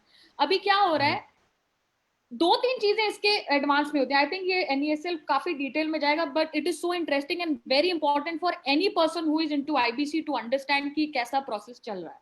सेकेंड स्टेज क्या होती है, apart from this, suppose Lloyd का सिर्फ एक इन्वेस्टर तो होगा नहीं, लॉयड के बहुत सारे इन्वेस्टर्स होंगे, वो सारे लोग NESL पे इंफॉर्मेशन अपलोड करते हैं। व्हाट हैपेंस इज, जैसे आपने देखा होगा व्हाट्सएप पे एक ब्रॉडकास्ट लिस्ट होती है, ठीक है? उसमें क्या होता है कि एक ही मैसेज सारे लोगों को एक साथ चला जाता है in one shot. That is what NESL does for financial creditor. Suppose मेरे consortium of 17 banks have provided me loan and I have defaulted in one and one has raised the dispute. This credit facility report will be generated against Lloyd and it will be sent across to the rest of the 16 as well. So I can raise my guard saying that okay boss, यहाँ पर भी कुछ डिफॉल्टी हो रहा है, अपना जो है एक्सरसाइज में लाओ, या तो अपना पेमेंट करवा लो, नहीं तो अगर प्रोसीड करना है इसके अगेंस्ट तो NESL में अपना डिस्प्यूट टाइमली डाल दो, करेक्ट? तो एक टाइमली इंफॉर्मेशन आ जाती है जिससे विजय वालिया जो बैग्स लेके चले गए वो वाली स्टेज नहीं होगी। People, if I may call it, get alarmed within time to raise their disputes and timely ये information आप upload कर दीजिए, जिससे आपका बहुत ज्यादा बड़ा burden to admit and prove the default वो हो जाता है, correct? Apart from that operational creditors के लिए तो और भी अच्छा है। ऑपरेशनल क्रेडिटर्स की जो मैंडेटरी प्री एडमिशन स्टेज है to generate a demand notice, वो NESL आपके बिहाफ पे करेगा। NESL में एक ऑप्शन होता है जनरेट अ डिमांड नोटिस, तो मैंने अपनी इंफॉर्मेशन डाली और उसके बाद मैंने डिमांड नोटिस जनरेट कर दिया, तो मेरे बिहाफ पे उसको नोटिस चली जाएगी। नाउ इमेजिन कि अरे जी हमें रिसीव नहीं हुआ, पोस्टमैन को 500 रुपए दे दिया, वो वापस ले गया कि ताला बंद था. All of this is not happening. ये सारी चीजें टेक्निकली अगर हम एडवांस्ड हैं तो हमें इन सारी चीजों का पॉजिटिव यूज लाना होगा, और NESL is doing exactly the same. और क्या हो सकता है इसमें? Now you will not believe Rashmin, NESL is getting proposals from states कि जितने भी टैक्स डिफॉल्ट से इसकी इंफॉर्मेशन डाल दो. तो धीरे धीरे what we are trying to see here is कि कोई भी फाइनेंशियल स्टैट इकोनॉमिकल डिस्प्यूट हो रहा है तो लोग इसे एज अ फोरम यूज करेंगे बहुत जल्द कि डिस्प्यूट है, आज मिलने मत आइए, अरे पोस्टरी तो मैं अवेलेबल ही नहीं हूँ, कौन कौन नहीं कर सकते, ये सारा चर्चा ही खत्म. मैंने एक पोर्टल पे डाल दिया है और वो मेरे ऑथेंटिकेशन से गया है, ना कि मेरे सीए या सीएस या सेक्रेटरी ने डाला है, क्योंकि मेरा डिजिटल सिग्नेचर या फिर आधार ऑथेंटिकेशन होगा. So I should better be aware, और मेरी रिस्पॉन्सिबिलिटी भी होगी. मैं कल को ये नहीं कह सकती, मेरी रिस्पॉन्सिबिलिटी, मैं कल को ये नहीं कह सकती कि अरे सब छोड़ो ये सारी बातें, मेरी सेक्रेटरी ने पता नहीं क्यों आपके ऊपर डिस्प्यूट डाल दिया, let's keep our relationship intact. No, it's not funny. मैं उसको फायर कर देता हूँ, आप ये भूल जाओ. हाँ बिल्कुल बिल्कुल. तो ये सारी चीजें जो ह्यूमन एंगेजमेंट से रिलेटेड जितने भी एरर्स है, इसको एनईएसएल कर्ब कर देता है. कि let's be very objective about it, let's not be lengthy, subjective, aimless and targetless about it. Cut to cut बात कर रहे हैं. आपको कोई डिस्प्यूट है आप डालिए, आपका ऑथेंटिकेशन होगा, इंफॉर्मेशन डलेगी, you have to back it with the required evidentiary value document, and उस पे आपको आपके बिहाफ पे नोटिस जाएगी. Now one more thing very important, one might tech savvy people might say कि ओ माय गॉड ये तो मेरी इंफॉर्मेशन सारी ले लेगा. एंड यू विल अंडरस्टैंड कि किसी भी ऑर्गेनाइजेशन की एक फाइनेंशियल इंफॉर्मेशन कितनी, every company very secretive about it. Yes. कोई भी बैंक या कोई भी कॉर्पोरेट डेटर ये इंफॉर्मेशन जल्द से जल्द नहीं डालना चाहेगा. उसका सबसे बड़ा स्पेशली गवर्नमेंट बैक्ड किसी इंस्टीट्यूशन के पास, because then that record becomes permanent. देखिए बैंक का तो फिर भी ऑडिट हो जाता है, बैंक तो फिर भी स्क्रूटनी में रहता है. कॉर्पोरेट्स तो अगर कॉर्पोरेट फाइनेंसेस नहीं हो रहे होते, लॉसेस नहीं होते, डिस्प्यूट्स नहीं होते, फ्रॉड्स नहीं होते, कॉर्पोरेट्स भी तो बहुत सीक्रेटिव होते हैं. शेल कंपनीज हो गई, all of this is happening, money लॉन्डर हो रहा है, chain of trail of money हो रहा है, ये सारा क्या हो रहा है? So these kind of, I'm not trying to malign corporates here. All I'm trying to say is that they might be very secretive about it because उन्हें नहीं पता कि उन्हें क्या सवाल का जवाब कब देना, कौन सी स्टेज पे. They will be very hesitant. इसका सबसे बड़ा सोल्यूशन ये है, सोल्यूशन क्या है, आंसर ये है that NESL does not has the access to your information. Okay. ऐसा नहीं है कि एनईएसएल एक कमरे में बैठ के देख रहा है कि अच्छा लॉयड ने ये भेजा, अच्छा ये डिमांड नोटिस बनाई और अच्छा ये भेज दो क्या कहते हैं इस इन्वेस्टर को. ऐसा नहीं कर रहा है. वो सिस्टम जनरेटेड है. I am only the custodian. I am only the custodian to your information. I am I'm a witness to it, but I don't know what is there inside. This is your jewel box. I am taking it to the other person, but I am not having an access to it. So कहीं ना कहीं इससे ज्यादा technologically advanced कोई equipment, legal equipment if I may call it, नहीं रहा है अभी तक की हिस्ट्री में. और हमने ये यूएस यूके से अडॉप्ट नहीं किया है. ये बिल्कुल it is a brain child of India, so it makes me आत्मनिर्भर है, प्राउड अबाउट इट. या एंड व्हाई ओनली आईबीसी? अब आप देखेंगे जब इस तरह की इंफॉर्मेशन अपलोड होगी, कितनी बार हमने सुना कि बैंक्स ने अपना अलार्म सही समय पे रेज नहीं किया, it gave time to the group of companies to wipe out or siphon off the money or something like that. ये सारी चीजें खत्म हो जाएंगी तो कहीं ना कहीं नॉट ओनली आईबीसी, पीएमएलए पे भी असर पड़ेगा, डीआरटी पे असर पड़ेगा, सरफेसी पे असर पड़ेगा. एंड धीरे धीरे आप ये सारी चीजें देखेंगे कि अगर एक डेटरेंट इफेक्ट आने लगा लोगों पे, तो क्या इंफॉर्मेशन डालनी है और डिस्प्यूट को कैसे रिजॉल्व करना है, ये मेनी फोल्ड्स फास्टर हो जाएगा. And as I've always said, it will always give a very positive impact to the ease of doing business in the country and of course with people there abroad. Right. So let's move on to the next question. And I will take questions as far as NESL is concerned, because it is very important for us to understand. We just don't know till date कि उसके और भी बहुत सारे फायदे हमें देखने को मिलेंगे अश्विन आने वाले टाइम में. So this, I think somebody had also asked this question on group insolvency. तो इसके बारे में थोड़ा कॉन्सेप्ट समझाइए, what is this and okay, so what are the group difficulties. Insolvency, जैसा कि हम उस दिन भी बात कर रहे थे कि lifting of corporate veil. Yes. Remember using that term? Yeah, somebody asked the same question today also, I think, related to corporate veil. Okay. So group insolvency के फायदे भी हैं रश्विन और नुकसान भी है, सीधी सी बात है।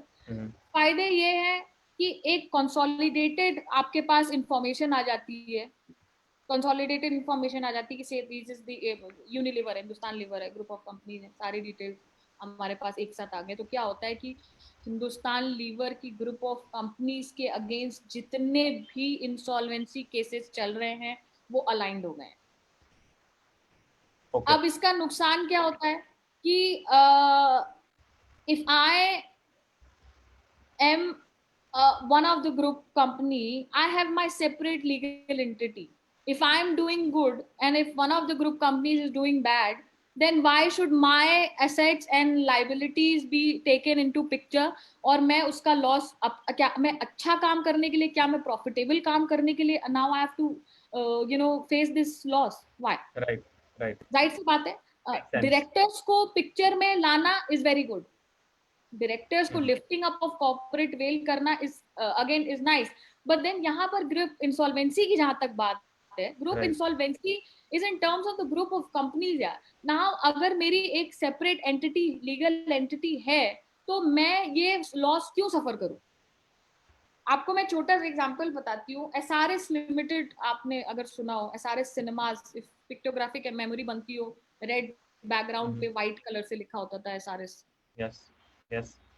तो उसका केस जो है वो लास्ट ईयर एनसीएलटी चंडीगढ़ में फाइल था, और वहां पर of course there are group of company, जो एसआरएस ज्वेल्स भी है, एसआरएस ऑफ कोर्स सिनेमास भी है, एंड देन देयर इज हर कोई अपनी एक एनबीएफसी भी बना लेता है, all of that happening. So group of companies है। अभी क्या है कि because of this group insolvency coming into picture, सबके डेटा स्क्रूटनाइज हो रहे हैं, फाइनेंशियल ऑडिट्स हो रहे हैं, so much so that this matter actually reached to serious fraud investigation office, SFIO पहुंच गया। हाँ, SFIO पहुंच गया ये। और अभी क्या हुआ कि एसआरएस लिमिटेड के अगेंस्ट केस हुआ, तो जितनी ग्रुप ऑफ कंपनीज हैं उन सारी कंपनीज का SFIO ने ऑडिट किया। And when I tell you this, let me just inform you that SFIO when it comes into picture, तो कहीं भी और MCA का आपसे रिलेटेड कहीं भी केस चल रहा होगा, उसको टेक ओवर कर लेगी SFIO, and they are very strict. The director has the power as even to arrest as much as a CBI director has. SFIO is very strong, which is good as far as corporate crimes are concerned. ये सारा matter boss आ गया। So I was representing one of the clients who had certain entries with SRS Jewels. Okay. I can't tell you further. No. But what has to be understood is कि glitch क्या हुआ कि एक group of companies की एक company में एक dispute हुआ और वो एनसीएलटी गई, और ग्रुप ऑफ कंपनीज में ऑफ कोर्स इन्होंने आपस में भी बहुत सारी एंट्रीज घुमाई, उसकी वजह से सब कोई फाइनेंशियल ऑडिट में आया। मैटर एसएफआईयू पहुंच गया। एसएफआईयू के बाद सारी कंपनीज के सारे क्रेडिटर्स, क्योंकि आईआरपी के अंडर 18 कंपनीज सारी आ गई, अब आप समझिए कितने मैनीफोल्ड्स काम बढ़ गया। उनके सारे क्रेडिटर्स को नोटिस गया, जितनी भी आपकी जो अंडर वैल्यूड एंट्रीज थी, जितनी भी आपकी इलीगल एंट्रीज थी, उन सबको नोटिसेस गई, और उसकी जवाबदेही आपको सिर्फ एनसीएलटी में नहीं करनी है, अब आप एसएफआईओ पहुंच गए हो, and there the IO, the investigating officers are, my god, they are ruthless, which is good in a way, because इतना ज्यादा कॉर्पोरेट रिलेटेड क्राइम बढ़ चुका था कि 2015 में एसएफआईओ के आने के बाद, इतनी पावर देने के बाद, एक डेटरेंट इफेक्ट तो आया ही आया है। सो क्या हुआ कि यहाँ एनसीएलटी और एसएफआईओ दोनों एक साथ जो है उन्होंने टेक ओवर कर लिया, एंड मेनी फोल्ड ये चीजें बढ़ गई। अब कुछ लोग ये कह सकते हैं कि ठीक हुआ, सारी आखिर ये इतना डिफॉल्ट हो रहा था, ये क्राइम हो ही रहा था, साइफनिंग ऑफ मनी हो रहा था, तो कहीं ना कहीं ग्रुप इंसॉल्वेंसी ने तो फायदा ही दे दिया इस चीज को कि सारी अगर सपोजिटली बुरे दिन चल रहे थे और पैरेलली 2-3 कंपनीज या 4-5 कंपनी में इंसॉल्वेंट हो रही थी, तो उनकी सारी इंसॉल्वेंसी एक जगह आ गई। But at the same time जो ये लेंदी प्रोसेस बन गया, जो मेरी एक एक्सक्लूसिव एंटिटी थी। जरूरी नहीं है कि एक ग्रुप ऑफ कंपनीज में अगर 5 कंपनी हो तो पांचों की पांचों गलती कर रही हो सकता है कि उसमें से 2 कर रही हो लेकिन 3 बहुत क्लीन और बहुत स्मूथली वर्क कर रही है। लेकिन अगर ग्रुप इंसॉल्वेंसी को आप पिक्चर में लेते हैं तो आपको उन पांचों को कंसिडरेशन में लेना पड़ेगा, उनकी सारी एसेट्स, उनकी सारी लायबिलिटीज को कंसिडरेशन में लेना पड़ेगा। So it of course increases lot of burden on the IRP and the RP, but then long run में अगर आप देखें तो अभी भी हमें अमेंडमेंट जो 2019 में हुआ है उसके बाद भी अभी हमें क्लैरिटी की बहुत जरूरत है ऋषि, बहुत ज्यादा क्लैरिटी की जरूरत है कि इसे कैसे डील किया जाए। बिकॉज ये एक ट्रेंड है कि कोई भी कॉर्पोरेट जब अच्छा करता है, एक फील्ड में घुसता है, तो वो parallelly he doesn't generate money, he actually generates the money minting machine. Right. Reliance is very favorite example of mine.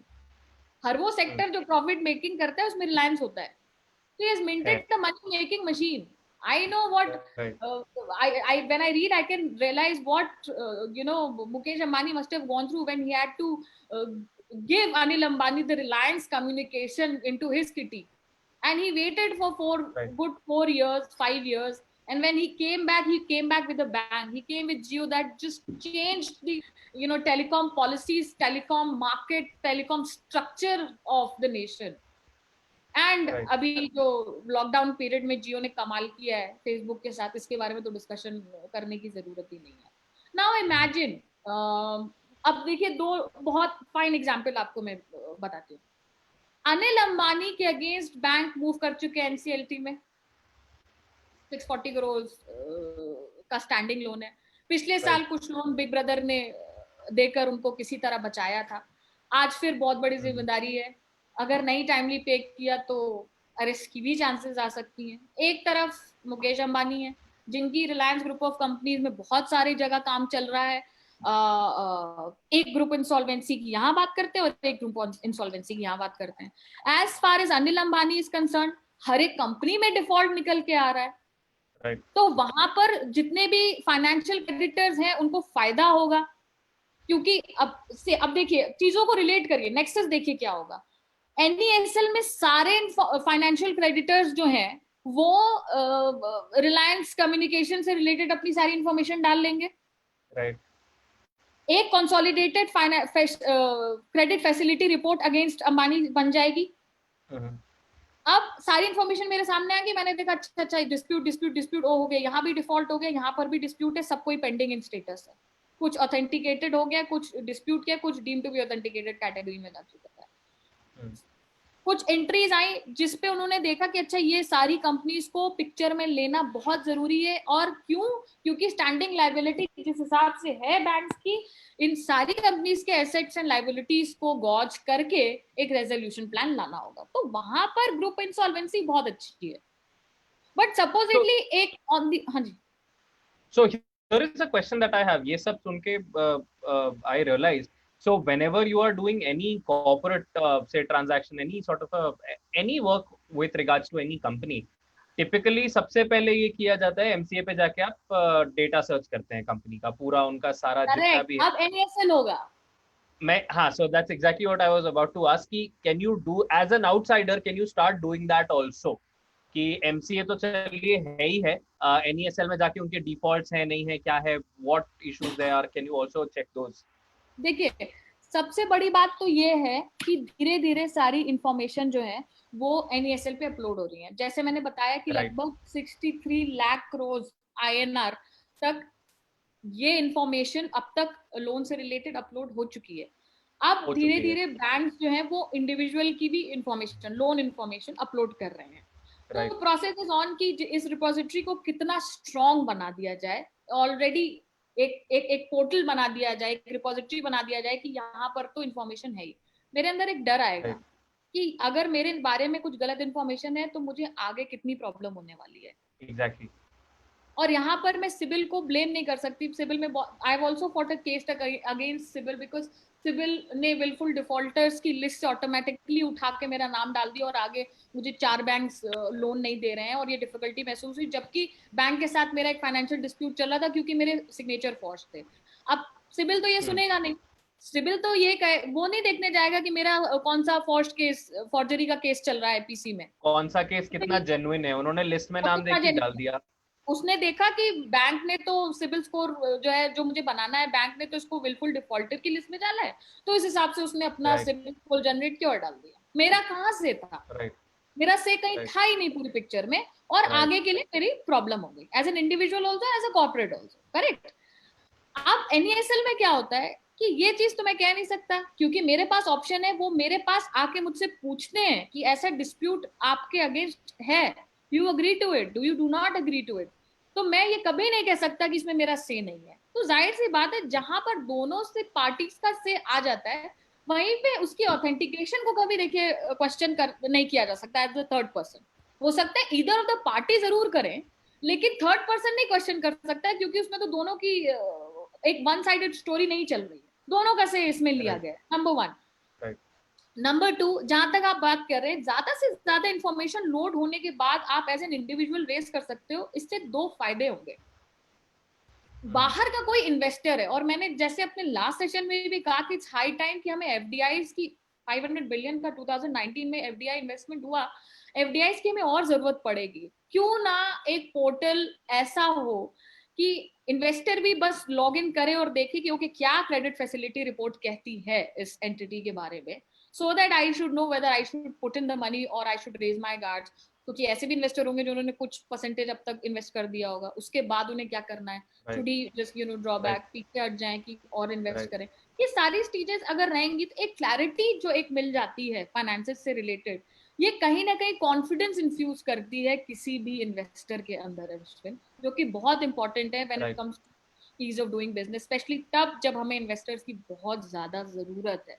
NESL is just being a portal, doing that on behalf of the individual or the corporate, a big breather and relief for the banks, because वो जो इन घर पे गए थे, ताला मिल गया, madam कह रही हमें आइडिया नहीं है, हस्बैंड तो बाहर है, हम तो कुछ फाइनेंसेस देखते नहीं है, ये सारी प्रॉब्लम्स कट डाउन हो गई है। आपकी ईमेल आईडी और आपके नंबर पे ये इंटीमेशन जाएगा, आपने नहीं किया इट विल बी डीम्ड। और ऐसा नहीं है, देखिए जो एक प्रिंसिपल है कि आपको opportunity to prove yourself is not being taken away from you, it's just that if you do it timely, good for you, if not you will face certain glitches, but then you can always challenge it, and tell the court the truth कि भाई ठीक है यहाँ exactly. If you have a genuine case, the court will obviously always listen to you. If you don't, then that will not get filtered out. अभी मसला एक चीज और हुई है, अभी मसला एक क्या हुआ है कि 12th मई को ये ऑर्डर पास हुआ है, उस टाइम पे कोर्ट्स बंद थे, अभी तक कोर्ट्स खुले नहीं है, NESL में इंफॉर्मेशन अपलोड हो रही है। डिस्प्यूट के बाद कोर्ट कैसे रिएक्ट करेगी, NESL की अपलोडेड इंफॉर्मेशन को कितना वेटेज देगी, उसको चैलेंज होने देगी, दोबारा से एडमिट करेगी प्रूफ्स की नहीं, that is still yet to see. But then I am very positive that जो भी इंफॉर्मेशन अपलोड हुई है उसने definitely day to day proceedings of IBC को तो एक्सपीडाइट किया ही किया है।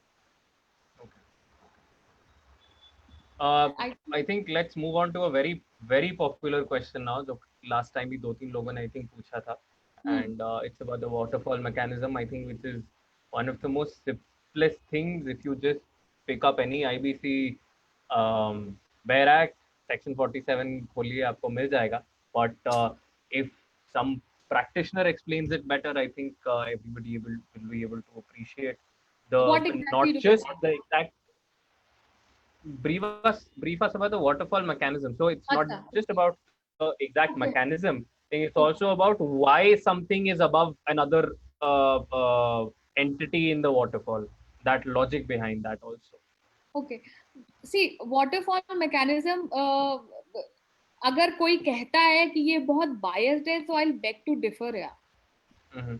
सिक्योर्ड एंड अनसिक्योर्ड क्रेडिटर्स का जो ये बेसिक डिफरेंस रहा है, अगर ये जूरिस्प्रूडेंशियल डिस्प्यूट होता तो अब तक ये कई बार चैलेंज हो गया होता, लेकिन ऐसा हुआ नहीं Rashmin, to be honest.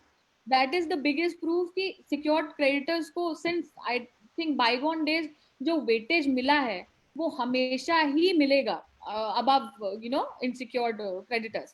Correct. Now the thing is कि अब आप उसमें प्राइमरीली जो एक हम कहते हैं कि कैटेगरी में कौन ऊपर आएगा और कौन नहीं आएगा, that is of course one must see कि किसको किसके ऊपर रखा गया है, ये एक बात अलग आती है. बट देन एक को प्रायोरिटी पे दूसरे से रखना, I think there is nothing wrong about it. People might think कि ये ऐसा क्यों हो रहा है. आप क्या किसी बैंक को आप जिसने आपके से प्लांट्स एंड मशीनरी को फाइनेंस किया है, to in comparison to a small personal loan that you have taken from your father, इसको कंपेयर कर सकते हैं क्या कभी हम? नहीं कर सकते, दूर दूर तक नहीं कर सकते. तो ये सारी चीजें अगर एक सीक्वेंस में है, एंड व्हेन आई से सीक्वेंस, लिक्विडेशन के पार्ट पे ये बहुत जरूरी हो जाता है कि हम अपने फाइनेंशियल क्रेडिटर्स, अपने बैंक को प्रायोरिटी दें. नहीं तो एक डिस्करेजमेंट अगर फ्रॉम द बैंक साइड आ गया कि भैया it's like a pothole और आप इसमें जितना डालते जाएंगे ये बर्बाद होता जाएगा, ये कहीं ना कहीं जो बिजनेस साइकिल है उसको ब्रेक करता है. सबसे बड़ी बात. दूसरी बात ये है कि the biggest litigator in the country is the government itself. And अगर गवर्नमेंट बैंक्स इस तरह की प्रॉब्लम्स फेस करने लगे तो एमएसएमई हो या फिर फाइनेंशियल इंस्टीट्यूशंस हो, it will discourage banks from infusing money, and ultimately it will come to my disposal. It is also about what kind of a gentleman I am to face the heat or face the problem and not backing out and running away from it. How am I standing upright, and how I am trying to resolve issues step by step. Right. जैसे जो आपका अगर आप sequence देखें तो पहले insolvency resolution and liquidation cost है, फिर आपके सिक्योर्ड क्रेडिटर्स और वर्कमेंस ड्यू आते हैं, पिछले 24 मंथ्स के आते हैं. भाई जाहिर सी बात है कि अगर आपका डिफॉल्ट हुआ और मैं आपके लिए काम कर रही हूँ, अगर आप अपने सिक्योर्ड क्रेडिटर्स को सबसे पहले पिक्चर में रखते हो, अच्छी बात है, लेकिन उसके बाद वेजेस और अनसिक्योर्ड क्रेडिटर्स को मुझसे ज्यादा पहले रखोगे तो मैं पागल था जो आपकी सर्विस में लगा हुआ था पिछले 2 साल से, 24 मंथ से. Good bad ugly, I was with you, and this is the reason why people had concerns कि भाई वर्कमैन ड्यूज और वेजेस ऐसे कैसे कि अनसिक्योर्ड क्रेडिटर्स के ऊपर रखा गया है. The only person that has been kept above these workmen is the financial creditor. अब आप समझिए कि प्रायोरिटी क्या होती है. किसी भी ऑर्गेनाइजेशन में जो कैपिटल है, आज की डेट में सेल्फ फाइनेंस बहुत मुश्किल होता है. किस तरह से एक इकोनॉमी, एक फाइनेंस साइकिल को बना दिया गया कि बैंक से लोन तो मस्ट है. शायद ही कोई कॉर्पोरेट हो जो वो ग्रो किया हो without having loans from the bank. तो एक तो पहली बात हो गई कि आपको फाइनेंशियल क्रेडिटर को रखना है, पर उससे भी ऊपर क्या रखना है. See now people are very smart. सबसे पहले तो आप जी आए हैं आईबीसी कोड के तहत एक रिलीफ लेने, तो सबसे पहली कॉस्ट जो बियर होगी वो आईआरपी की होगी. तो इंसॉल्वेंसी रेजोल्यूशन और लिक्विडेशन कॉस्ट आपकी सबसे पहले हो जाएगी. उसके बाद आता है आपका फाइनेंशियल क्रेडिटर. उसके बाद आया जो 2 साल से आपके साथ साथ चल रहा है, आपके बिहाफ पे काम कर रहा है पिछले 24 मंथ्स का, वर्कमैन ड्यूज आ जाएगा. थर्ड आपकी आ जाएगी wages and unpaid dues to employees, which is almost at the pedestal of the workman dues. फिर आपके अनसिक्योर्ड क्रेडिटर्स आ जाते हैं, and then you have the central and the state government dues. Why? Because central and state government dues can still manage and bear the losses, but then as an individual wages, अब आप समझ रहे हैं veg की category में कौन आएगा. 15,000 से कम, 15,000 से कम की मेरी जो सैलरी है बॉस, मैं जो नुकसान सहूंगा और सरकार जो नुकसान सहेगी, दोनों में जमीन आसमान का अंतर, जमीन आसमान का फर्क है. गवर्नमेंट किसी तरह एक शॉक एब्जॉर्बर रेडी रखती है, कुशन रेडी रखती है. मेरी तो डे टू डे सर्वाइवल आपके ऊपर निर्मित है. तो कहीं ना कहीं मुझे आपके ऊपर रखना मेरे ऊपर एक मेहरबानी होगी. That doesn't make you any less. A lot of thought has been put into creating the waterfall mechanism, and the way it has been created. Randomly नहीं, किसी एक कैटेगरी को किसी के ऊपर किसी के नीचे रख दिया है. Right. और उसके बाद भी देखिए कहानी खत्म नहीं होती है. जब एक बार central and state government dues खत्म हो जाते हैं, उसके बाद रिमेनिंग डेट्स एंड ड्यूज जो रहते हैं, जो शायद लोन की कैटेगरी में अगर आप ना डाल पाए, सो उसको लिया जाता है. And then you have, of course, preference shareholders, equity shareholders, partners, everything. Because Right. ये भी आप एक तरह से गैम्बलिंग है. जो शेयर आपके share holders, equity share holders है, प्रेफरेंस शेयर होल्डर्स, ये एक गैम्बलिंग है. You subject to market risk वाला पॉपुलर एक स्टेटमेंट जो हम सुनते रहते हैं टीवी में, वो तो आपके साथ you have to live by that. तो जाहिर सी बात है, ये जो एक हायरार्की बनाई गई है Rashmin, it is very well thought. तो सिक्योर्ड क्रेडिटर्स को ऊपर रखना, फाइनेंशियल क्रेडिटर को ऊपर रखना कहीं ना कहीं बहुत हद तक जस्टिफाइड है. पर आप देखिए, आप एक चीज नोटिस करिए, फाइनेंशियल क्रेडिटर्स बैंक को रखा गया है क्योंकि उसकी रनिंग में पैसा बहुत जरूरी है. फिर वेजेस को रखा गया है क्योंकि उसकी जो है लॉयल्टी आपके साथ इन्वॉल्व थी, क्योंकि वो आपके लिए काम कर रहा था, वो वेज में आता हो या सैलरी में आता हो. गवर्नमेंट ने अपने आप को नीचे रख लिया, सबसे ऊपर बैंक को रखा, फिर एम्प्लॉयज को रखा, फिर वेज डेली वेज एम्प्लॉयज को रखा, उसके बाद गवर्नमेंट ने खुद को रखा कि मैं शॉक एब्जॉर्ब कर जाऊंगा, लेकिन इंडिविजुअल जो सैलरी बेस्ड है शायद ना कर पाए, इसी वजह से उसको पेडेस्टल पे रखा. एंड ऑफ कोर्स उसके बाद थिंग्स फॉलोड, जो भी आपके क्रेडिटर्स हैं. And then there are people who are ready to invest, जो आपके रिस्क टेकिंग फैक्टर्स हैं उनको लास्ट में रखा, क्योंकि कहीं ना कहीं they were aware they might just face such situation. But then जो सैलरी बेस्ड है वो कभी एक्सपेक्ट नहीं करेगा. और आईबीसी का सबसे बड़ा एम ही है फाइनेंशियल क्रेडिटर्स को इन्फ्यूज करना.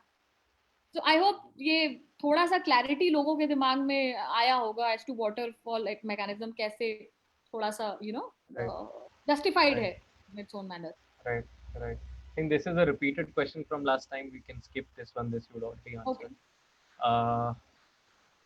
This is also something that you had touched upon last time. So if you want, we can skip over this also.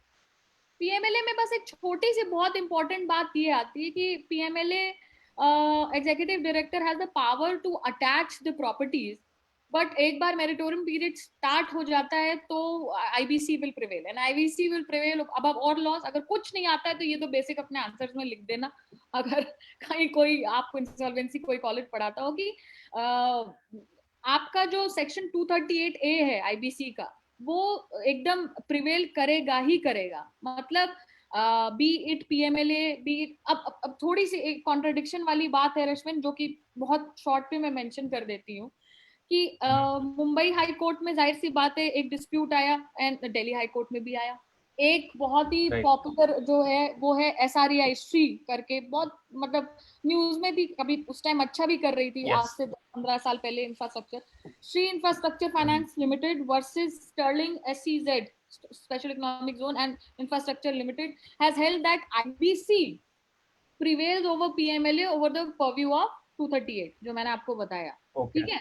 Therefore, no attachment over PMLA क्या कहते हैं can be allowed duration जो है for the derogation of moratorium. ठीक है. ये था Mumbai high court का. Although दिल्ली हाई कोर्ट ने deputy director of ED versus axis bank में थोड़ा सा डिफरेंट व्यू लिया है. उसमें उन्होंने कहा है, and I am reading out the exact thing so that कोई कंफ्यूजन ना रहे, कि there has been no inconsistency between the PMLA and IBC since both have distinct purposes, text and context which militates against the application of section 238. In fact, with this judgment, Delhi High Court has cleared a major misconception surrounding the application of non-obstinate clause. This is because simple सी बात है कि a view seem to have developed that 238 kicks in each and every time other legislation, और वो एक होता है कि भैया अब IBC पिक्चर में आ चुका है, अब तो IRP आ चुका है, वो सब चीज पे टेक ओवर कर लेगा. और ये एक कंफ्यूजन बनी रहती है क्योंकि कोई भी इस तरह की गवर्नमेंट अथॉरिटी मान लीजिए बहुत एडवांस स्टेज पे पहुंच जाती है अटैचमेंट के. अब देखिए रश्मिन, जैसा कि मैं आपसे बात भी कर रही थी कि PMLA भी अपने आप में बहुत इंटरेस्टिंग है. PMLA एक्ट जो है, कई लोगों ने चूंकि पूछा इसलिए मैं थोड़ा सा डिटेल में कवर कर दे रही हूँ, ये कि PMLA एक्ट जो है वो आया था 2002 में, 14 साल पहले आया था. एम था कि प्रॉपर्टीज अटैच कर दी जाएंगी और प्रॉपर्टीज जो बाहर अटैच कर दी जाएंगी, और मनी ट्रेल अगर हुआ, ये जो है टेंटेड हुआ, tainted is the word use किया, अगर टेंटेड है मतलब कि आप अनअकाउंटेड है और आप जस्टिफाई नहीं कर पाए मनी ट्रेल, तो आपकी प्रॉपर्टीज जो है अटैच हो जाएंगी और फिर जो एक प्रोविजनल ऑर्डर है वो कन्फर्मेशन ऑर्डर में कन्वर्ट हो जाएगा एंड ऑफ कोर्स आपकी प्रॉपर्टी बेच के जो भी पैसा होगा, and you can be arrested, you can be punished and whatever punishment you have to face. 2002 से उठा लीजिए रश्मिन, आज तक एक भी आदमी पीएमएलए में जेल नहीं गया,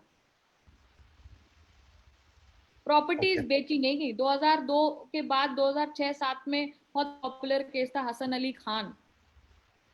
I have represented him with my senior lawyer before PMLA appellate tribunal, और हर दिन बहुत इंटरेस्टिंग होता था, हर दिन बहुत जद्दोजहद होती थी, हर दिन बहुत बहस चलती थी, लेकिन एक भी प्रॉपर्टी बेच नहीं गई रश्मिन। प्रॉपर्टी अटैच्ड है, आदमी रह रहा है, गाड़ी अटैच्ड है, रोलेक्स की घड़ी भी अटैच हो गई है, लेकिन बेचा कुछ नहीं गया। स्टैंड स्टिल लाइफ वैसे ही चल रही है, लाइफ ऐसे ही चल रही है, स्टैंड स्टिल सिचुएशन है। तो पीएमएलए से जो एक उम्मीद करी जा रही थी, और एक आप अगर ट्रेंड देखें तो पीएमएलए ने क्या किया, बैक टू बैक इतनी प्रॉपर्टीज अटैच करी है कि ट्विटर पे बताता है पीएमएलए कि आज हमने इतनी प्रॉपर्टीज इतने करोड़ की अटैच करी है, आज हमने इतनी प्रॉपर्टीज इतने करोड़ की अटैच करी है। तो आप हर ईयर अगर देखेंगे तो लाखों करोड़ों की तो अटैचमेंट कर चुका है, लेकिन उसके बाद क्या प्रिसाइजली फिर क्या किया आपने? You failed. Right. I don't want to become an expert, legislature expert, but then that's what I feel, because if justice delayed is justice denied. रश्विन, it is very basic. अगर 2006 से कोई प्रॉपर्टी अटैच है और मैं रह भी रहा हूँ और आप मेरा कुछ कर भी नहीं पा रहे हो, बस मुझे विदेश भेजने से रोक दोगे, तो वो तो कस्टम केस में, एक्साइज केस में भी अगर कन्फिस्केट कर दिया पासपोर्ट तो रोक दोगे। How is PMLA at pedestal? हमने कहा प्रिवेंशन ऑफ मनी लॉन्ड्रिंग, नाम इतना एक्सक्लूसिव लगता है कि इसके बाद तो कोई करप्शन केस हो ही नहीं सकता, इसके बाद तो कोई फ्रॉड हो ही नहीं सकता, but has this stop? No. IBC on the other hand says कि भैया हम अटैचमेंट जैसे नॉनसेंस में बिलीव नहीं करते, ना तुम्हें बर्बाद करने का हमारा एम है। हम चाहते हैं कि एक प्लान बने जिसके तुम भी पार्ट रहो, तुम्हारा भी से इसमें रहे, लेकिन कहीं ना कहीं कमिटी ऑफ क्रेडिटर्स को एक थोड़ी सी एडवांटेज मिलेगी, क्योंकि उन्होंने पैसा इन्फ्यूज किया था, वो सबसे बड़े स्टेक होल्डर है। आईआरपी एक एक्सपर्ट है जो कि जानता है कि गिवन से आपके पास जितने भी सिचुएशन है, जितने भी आपकी लाइबिलिटी स्टैंडिंग है, जितने भी आपके एसेट्स हैं, जो भी रनिंग कैपिटल है, उसको बेस्ट यूटिलाइज करके एक सोल्यूशन पे, रेजोल्यूशन प्लान पे कैसा आया जाए जिससे आपकी एंटिटी भी चलती रहे, जो लोग खड़े हैं उनको भी ये लगे कि उनका जो लॉस उन्होंने बेयर किया है that has been well taken care of, और ये सब एक बहुत ही प्रैक्टिकल टाइम लिमिट में खत्म हो जाए, unless pending years of legislation in different forums of the country, legal forums. तो कहीं ना कहीं आप ये समझ सकते हैं कि डिफरेंस तो डिफरेंस कहीं ना कहीं एडवांटेज भी है, राइट, बहुत बड़ी एडवांटेज है आईबीसी के अंदर। There is another very very very popular question, last time भी कई सारे लोगों ने पूछा था कि why is IBC preferred over SARFAESI for recovery of use? देखिए, अगर बहुत बेसिक आप सरफेसी का प्रोसीजर देखें, सरफेसी आया था 90s में, पीएमएलए आया 2016 में। एनपीएस क्या सरफेसी से लेके आईबीसी तक कम हुए, ड्रॉप हुए? नहीं हुए। डीआरटी में भी इंडिविजुअल्स को ड्रैग जब किया बैंक्स ने, तो क्या जो रीपेमेंट प्रोसेस था वो प्रैक्टिकल था, या रीपेमेंट प्रोसेस जितना डिजायर्ड था उतना ही मिला? नहीं मिला। इट्स नॉट दैट कि सरफेसी पैरेलली चल नहीं सकता, but then of course the CIRP process has this power to stall all the SARFAESI proceedings, because at the end of the day मैं एक IRP हूं जो कि financial creditor, that is the bank, उसके लिए ही तो प्लान बना रहा हूं। अगर बैंक अपना प्रोसेस स्टार्ट कर देगा और उसमें प्रोसीड करता रहेगा, जैसे कि मैंने लास्ट टाइम भी एआरसी के डिस्कशन में बताया कि बैंक को क्या है कि भाई one in hand is better than two in the bush, तो जो भी वैल्यूएशन लगा वगा के, जितनी जल्दी बिडिंग करा के, और जो भी मुझे अमाउंट मिलेगा मैं लेके किनारे हो जाऊंगा। And eight the and other side आप देख रहे हैं कि एक आईआरपी है कि वो ऐसे सिंगल हैंडेडली नहीं चल रहा है, ही is not believing in auction at all. वो ये कह रहा है कि मैं एक बहुत ही प्रैक्टिकल प्लान लेके आऊंगा जिसमें मेरी स्टैंडिंग लाइबिलिटीज भी मैं लूंगा, मेरे और क्रेडिटर्स को भी मैं पिक्चर में लूंगा, मेरे और डेटर्स को भी मैं पिक्चर में लूंगा, कॉर्पोरेट डेटर को तो ऑफ कोर्स एक से रहेगा ही, एक रिलीफ रहेगा ही रहेगा, और ये सब कुछ कंसोलिडेटेड वे में एक होलिस्टिक व्यू रहेगा in order to deliver a solution that is there for one and all. ये बहुत बेसिक डिफरेंस है सरफेसी और क्या कहते हैं आईबीसी कोड में, जहां पर एक होलिस्टिक व्यू के लिए हमेशा आईबीसी को एक अपर हैंड दिया जाता है as compare to SARFAESI, and that is why ये पावर भी दी गई कि सरफेसी की जो प्रोसीडिंग है उसे कहीं ना कहीं हॉल्ट पर ला सकता है. मतलब 2002 से आप देखिए कि अगर सरफेसी आया है तो एनपीए तो बस बढ़ते ही गए, एनपीए कम नहीं हुए. नोटिस गई, लोगों ने ह्यूमैनिटेरियन ग्राउंड्स पे एक्सटेंशन मांगा, उसके बाद मान लीजिए बिडिंग एंड ऑक्शनिंग पे भी स्टेज पे आ गई तो डिजायर्ड नंबर या आप नहीं अचीव कर पाया bank, because bank is there for banking, bank is not there for auctioning. कितने टाइम तक वो प्रॉपर्टी अटैच करके उसको मेंटेन करता रहेगा? जाहिर सी बात है. और राइट, जब आपको भी पता है कि how this property dealing and real estate works, bank ने प्रॉपर्टी अटैच करी, मार्केट में चला गया, डिस्प्यूटेड प्रॉपर्टी है, उसके दाम वैसे ही मार्केट में कम हो जाते हैं. सर्किल रेट जितना भी मिल जाए तो आदमी खुश हो, सर्किल रेट से थोड़ा बहुत ऊपर मिल जाता है अमाउंट, और एआरसी उसमें ऑफकोर्स एक से काम करने को कूद पड़ते हैं. But on the other hand CRP में क्या हो रहा है कि आज आपके साथ गलत हो गया, कोई बात नहीं, आप एक प्लान लाइए, चीजों को डिसॉल्व करिए, हम आपको पूरे, we don't want things to be coming crashing down for you. There is some hitch, we can walk on it together, you can kickstart again. Also NESL की कोई इंफॉर्मेशन अगर कोई फाइनेंशियल क्रेडिटर डालता है, डिस्प्यूटेड होता है, does not mean कि आगे आपको कहीं लोन नहीं मिलेगा. ये बस एक बहुत ही स्विफ्ट जरिया बनाया गया है पेंडिंग डिस्प्यूट को जल्दी से रिजॉल्व करने के लिए. Right. So I hope the mindset of the bank will also change. Right. I think that brings us to the end of the questions mainly that we had to cover in this topic. I will quickly go back to the first slide जहाँ पे आपकी सब contact information है. If you can answer a couple of questions, the ones that have been asked by the live audience, yeah, that will be nice. For everybody else, if you have any questions you wish to pose to ma'am, मैंने first slide अभी फिर से चला दी है. You will see ma'am's contact details, her email address, her mobile number. You may please note it down and get in touch with ma'am in case there are any other questions, any doubts, anything that you have. Thank you so much, Rashwin. And I think I can, do we have 10 minutes time? 10 more minutes, 10. Definitely. 10 minutes is more than enough, I think. So there's somebody who's asking that, ma'am, whether IRP, RP under IBC have access to bank accounts of directors of company without NCLT leave? No. Until unless of course जितना stake उसका बहुत ज़्यादा है तो वो बिल्कुल ले सकता है, but with the permission of course. Okay. Future of fresh graduates in IBC. I hope to see all of you in the quota. Ma'am, do you think there has to be a separate sections for the insolvency process of MSME? See, देखिए already जो है MSME को बहुत ज़्यादा जोर legislation दे ही रहा है कि जितना ज़्यादा swift working resolution professionals के MSMEs के लिए हो जाए उतना अच्छा है. आप अगर आप बेसिक, मैं कहती हूँ आज का चलो सब होमवर्क ले लो, एक टास्क ले लो, सब लोग जाके NESL की वेबसाइट पे लॉग इन करो और देखो, इतना ऑब्जेक्टिफाइड वो दिया हुआ है, इतना सिंपल है.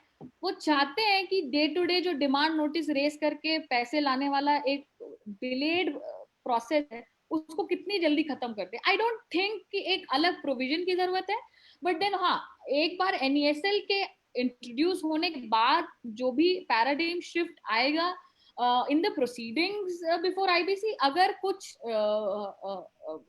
glitch आएगा, कुछ ऐसी bottleneck situation आएगी, then we might see. But as of now, I think IBC is complete in its shape and form when it comes to dealing with insolvency process of MSME. बना ही उसके लिए. Can you please talk about limitation provision under IBC? I just did that. I hope it is resolved. How will IBC and Companies Act work together, as both of them have same sum of laws? Example, both have creditors committee. बहुत difference है boss, बहुत difference है. Never ending deadline कह रही हूँ, never ending timeline जो देता है Companies Act, IBC उसको बहुत हद तक कट डाउन कर देता है. वाइंडिंग अप की बात करता है, आईबीसी लिक्विडेशन पे नहीं जाना चाहता, ऑल्दो लिक्विडेशन अंडर क्या कहते हैं कंपनीज एक्ट, आप हाई कोर्ट में जाके ऑफिशियल लिक्विडेटर अपॉइंट करा के कर देते हो। कंपनीज एक्ट में जो डेटरेंट इफेक्ट अगर होता तो शायद आईबीसी आता ही नहीं पिक्चर में, लेकिन ये डेटरेंट इफेक्ट नहीं था। Day to day running of the company में बहुत मददगार है, लेकिन अभी भी ये जो फ्लॉज हैं, एंड आई विल नॉट से फ्लॉज, बहुत अच्छा किया लेजिस्लेशन ने जो सोचा कि कंपनी की रनिंग कैसे है वो आप यहाँ करो बॉस, और अगर डिस्प्यूट है तो उसका रेजोल्यूशन प्रोसेस जो है हम दूसरे एक्ट में करते हैं। और ऑफ कोर्स उसको जो है एक वेटेज दी हुई है, एक पावर दी हुई है, क्योंकि जाहिर सी बात है कि जब big players in the picture आ जाते हैं, when I say big players I say NBFCs and banks and government and everyone, तो day to day running of the company has to come to the halt, because अगर IRP take over नहीं करेगा और companies act के provision के तहत day to day running चलती रहेगी, तो मतलब अगर पावर दे दी और साइफन ऑफ कर दिया पैसे, तो मैं क्या कर पाऊंगी, वो ट्रेल ही देख कर क्या होगा। मुझे चीजों को as and what it is पे स्टॉल करना ही करना होगा to get my plan successful. As ma'am is talking about builder and home buyer, will NESL also curtail cases? Definitely, बहुत ज्यादा। But I tell you, information upload करना और किसी it is funny. So glitches क्या आती है मैं बताती हूँ। Somebody is 70 year old, और वो अकेले रहते हैं और वो होम बायर हैं, उनसे आप जब तक फोन करके कहेंगे सर OTP शेयर कर दो, तब तक 3 बार रीसेंड करने का स्टेज आ जाता है, टाइम आउट हो जाता है, और वो 10 मिनट बाद भेज रहे होते हैं। थोड़ी बहुत टेक्निकल ग्लिचेस है। या फिर for someone who staying abroad and उनका जो आधार लिंक नंबर है वो फंक्शनल नहीं है, तो ओटीपी आधार लिंक नंबर पे आएगा। तो ये बहुत, मतलब मैं आपको ये बहुत प्रैक्टिकल प्रॉब्लम्स बता रही हूँ। इस पे अगर वर्क अपॉन हो गया, जो कि होगा ही, तो ऑफकोर्स आम्रपाली जैसी चीजें, देखिए मर्डर की पनिशमेंट तो हमेशा से थी, पर पनिशमेंट को ध्यान में रख के क्राइम होना तो बंद हुआ नहीं। ये जरूर हो गया कि जब कानून बदला तो सजा कितनी जल्दी दी जाए, अगर किस तरीके से एविडेंशियरी वैल्यू के साथ क्राइम कमिट करके प्रूव हो जाए प्रोसिक्यूशन की तरफ से, यही चीजें बदली। वही यहाँ पर भी होगा, जिसको गलत करना है या गलत बिजनेस डिसीजन की वजह से बैंकरप्सी की स्टेज आ जाती है, ये तो कोई नहीं रोक सकता। लेकिन एक बार मेरी गलत डिसीजन, बिजनेस डिसीजन या फिर मैलिस इंटेंट, कुछ भी हो सकता है, इसकी वजह से कोई डिफिकल्टी अगर आती है तो उससे डील कैसे करना है, ये डेफिनेटली आईबीसी आपको दिखाता है। एंड ऑफ कोर्स आम्रपाली जैसे जो बहुत ही ज्यादा डिसअपॉइंटिंग था I think in the history of home buyers and builders, वो कहीं ना कहीं हम काफी हद तक कवर करेंगे। बिकॉज अब आप देखिए कि वो सब चीज पिक्चर में ले रहा है, वो यूपी रेरा का रजिस्ट्रेशन आईडी भी ले लेगा, तो आपने वो जितनी इन्फॉर्मेशन, जितने 17 सर्टिफिकेट्स आपके कंपलसरी होते हैं, वो उस पर भी टैप कर रहा है, वो लोन भी देख रहा है, क्योंकि बैंक ने ऑलरेडी जो आपको लोन दिया है, बैंक ने अपनी तरफ से डेटा अपलोड कर दिया है, होम बायर्स अपना डेटा अपलोड करें, आप कहीं बच नहीं पा रहे हैं, यहाँ पर कोई ब्लाइंड स्पॉट है नहीं अब आपके लिए। So you don't get that scope, that benefit of doubt to come up with your side of story. If you do it at this portal, otherwise face the consequences.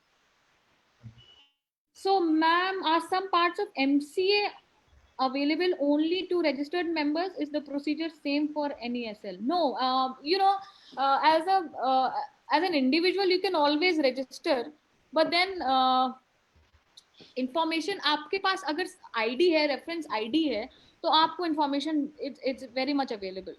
तो advocates कर सकते हैं, individual कर सकते हैं, home buyer कर सकते हैं, ग्रुप ऑफ कंपनीज भी कर सकती हैं, IRPs कर सकते हैं, इन सबको इंफॉर्मेशन अवेलेबल होगी।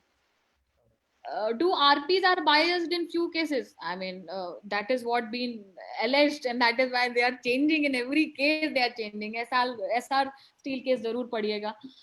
Difference between role of Cersei and NSL बहुत डिटेल्ड है, बहुत ज्यादा डिटेल्ड है। Divya please take down ma'am को ये क्वेश्चन ईमेल पे पूछ लो। ईमेल पे पूछ लो, क्योंकि टाइम थोड़ा सा, मैं बस ऑब्जेक्टिव क्वेश्चन ले रही हूँ। Ma'am's email ID and phone number are there on the chat section below. You can please check it out and note it from there. Correct. If secured loan is not completely paid by selling secured assets, if secured loan is not completely paid by selling secured assets, then remaining amount will be treated as unsecured loan. Secured assets जैसा कोई term नहीं होता राहुल, वो सिर्फ asset होता है जिसमें priority दी जाती है secured loans को, और उसके बाद अनसिक्योर्ड लोन्स की कैटेगरी आती है। Does IBC 2016 nullify Presidential Town Insolvency Act? And yes, ma'am. Yes, Ishika, ma'am. Because it is the first consolidated act in regards to insolvency and bankruptcy. Can an insolvency petition be filed against a director of a failing company relying on the principle of lifting of corporate bail? Shika, this is your homework. You will read the introduction section and email it to me in yes or no, because ये तो अभी Google करते तो अभी मिल जाता आपको. उसके बाद अगर कोई क्वेश्चन होगा तो हम इस पे डिस्कशन करेंगे. And if you are happy, we'll write a paper together. Yes, this could be an option, Rashwin. Sure, Let us please, just please. open it for the participants who is interested in writing a paper with me. Can always email with the idea and then we can work on it together. And then we'll publish it on Lawyer. Lot of participants have raised their hands. Arey wah. Very good. See, so this is the point of this platform, right? We are here to connect good talent to extremely educated and experienced lawyers. Uske baad, what you make of it is, of course, it is up to you. Rahul, liquidator जो होता है, obviously liquidator एक specific लोग होते हैं, उसका if you want a definition just Google it, please Google whatever you can. जब समझ में ना आए या गूगल पे अवेलेबल ना हो इन्फॉर्मेशन, तब मेरे पास आना. मैं भी आपके साथ साथ सीखूंगी और मैं भी आपके साथ साथ समझूंगी और आपकी मदद करूंगी. Ishika is interested in writing a paper. So you collect a topic, top 3 topics. उसके बाद अब आजकल लॉकडाउन चल रहा है, खूब सारा होमवर्क मिलेगा इशिका को और मैं सुपरवाइज कर दूंगी उसको और फिर लॉयड पे हम पब्लिश कर देंगे. Company has been borrowing heavily to keep our operations afloat during the prescribed period. Okay. As the company director, will I be at risk of committing an offense for wrongful trading once the prescribed period expires? ये prescribed period आप कौन से act के reference में बोल रहे हो केशव? एक बार प्लीज आंसर करो मुझे. How can one be RP? Shekhar, उसका एक कोर्स होता है और बेसिक 12th पास वाला भी जो थोड़ा बहुत फाइनेंशियल अकाउंटिंग का एक्सपीरियंस रखता है वो इस कोर्स को कर सकता है. once you have that course, but then I tell you something, because you're a law student, it's a very very hectic job, or you at times it doesn't derive the result you want to achieve, and you face too many accusations. तो मेरा personal advice आपसे ये रहेगा कि अगर आपको बहुत interesting लगता है, you go through the the content, the course material of how to crack the exam, but then if possible I will share a contact of one of the IRPs. आप बात करिए तो आपको लगेगा कि their job is very difficult job, और उनको इतनी मेहनत के बाद अप्रेजल नहीं मिलता, उल्टा एक्यूजेशन मिलता है, एंड देन उनके जो फंड्स हैं वो रोक दिए जाते हैं, और कोई कैपिंग अभी तक नहीं आई है जो कि ऑर्डिनेंस में प्रपोज की गई है कि कैपिंग लगा दी जाए कि पर आरपी कितने केसेस वन कैन हैंडल. वो सब बहुत जरूरी है. तो पर्पस जो है eight the end of the day वो भी एक सोल्यूशन प्रोवाइड करने के लिए बैठा है, अपनी अर्निंग्स के लिए बैठा है, ना कि being brought under the spotlight. So I am not discouraging you to not like go for this course, but then have a broad aspect or have a word with one of the IRPs if possible, or let me know. Only then make a decision. I'm still waiting for Keshav to answer. चलिए, कोई बात नहीं. If I think he is left or something. No, I can see Anyway. Keshav here. Anyway, ठीक है. All right. वो बिल्कुल I would love to answer. ये कौन से reference, because एक prescribed period तो जी limitation period का होता है.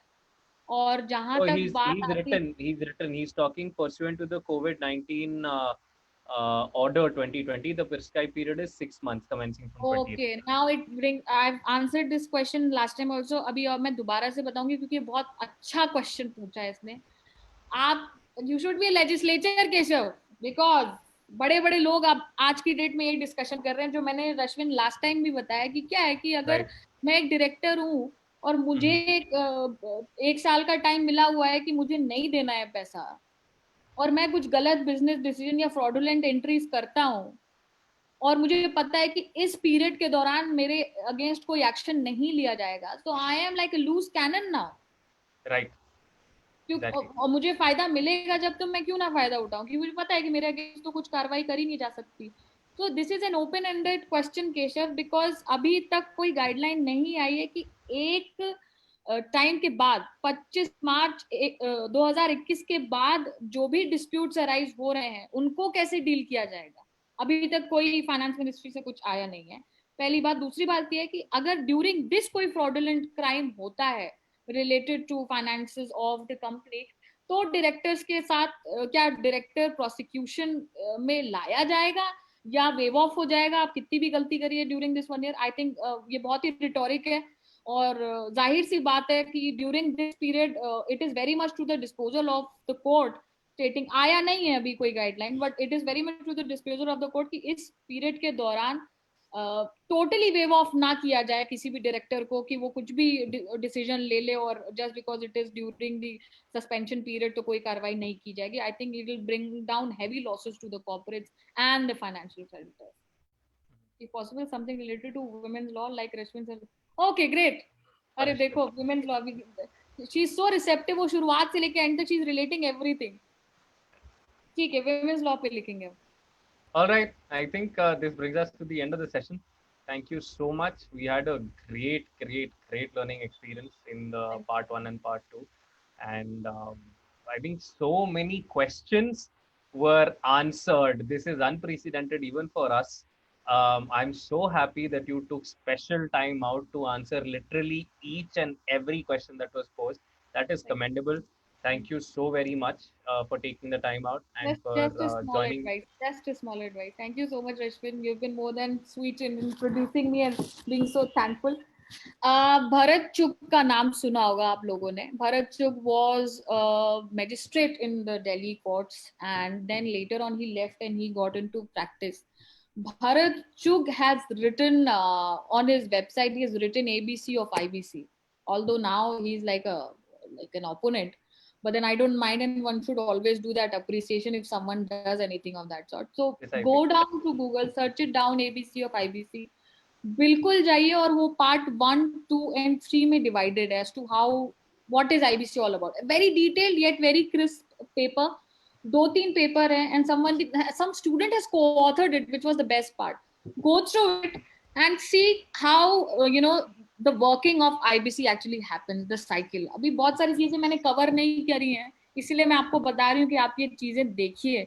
और उसमें उन्होंने बहुत सारे लैंडमार्क जजमेंट्स को भी कंसिडरेशन में लिया हुआ है. आज मुझे लग रहा है कि मैं बहुत सारे लैंडमार्क जजमेंट्स नहीं ले पाई हूँ आप लोगों के लिए, तो may be it will be very helpful for you guys. और ये बेसिक क्वेश्चन जो है उसको तो आप गूगल कर लीजिए. उसके बाद अगर आपको कोई प्रॉब्लम होती है, I think we'll be more than happy because we are kind of having this first hand experience. नया कोर्ट है, नई NCLT एक नए तरीके से चीजों को डील कर रही है, नई सिचुएशन है. हम कोर्ट में जो भी जजमेंट आता है, जो भी अब आज की डेट में इतने सारे प्लेटफॉर्म्स है कि लेटेस्ट आपको केसेस तो मिल ही जाते हैं, पर इसके अलावा बहुत सारी जो अनसेट चीजें होती हैं, वो एक एक्सपीरियंस है जो मैं हमेशा आप 2 वेबिनार्स में मैंने मेंशन किया है, जो कि आपका जजमेंट का पार्ट नहीं होता है, बट एज अ लॉयर जो चीजें हम फेस करते हैं, तो that I would love to discuss.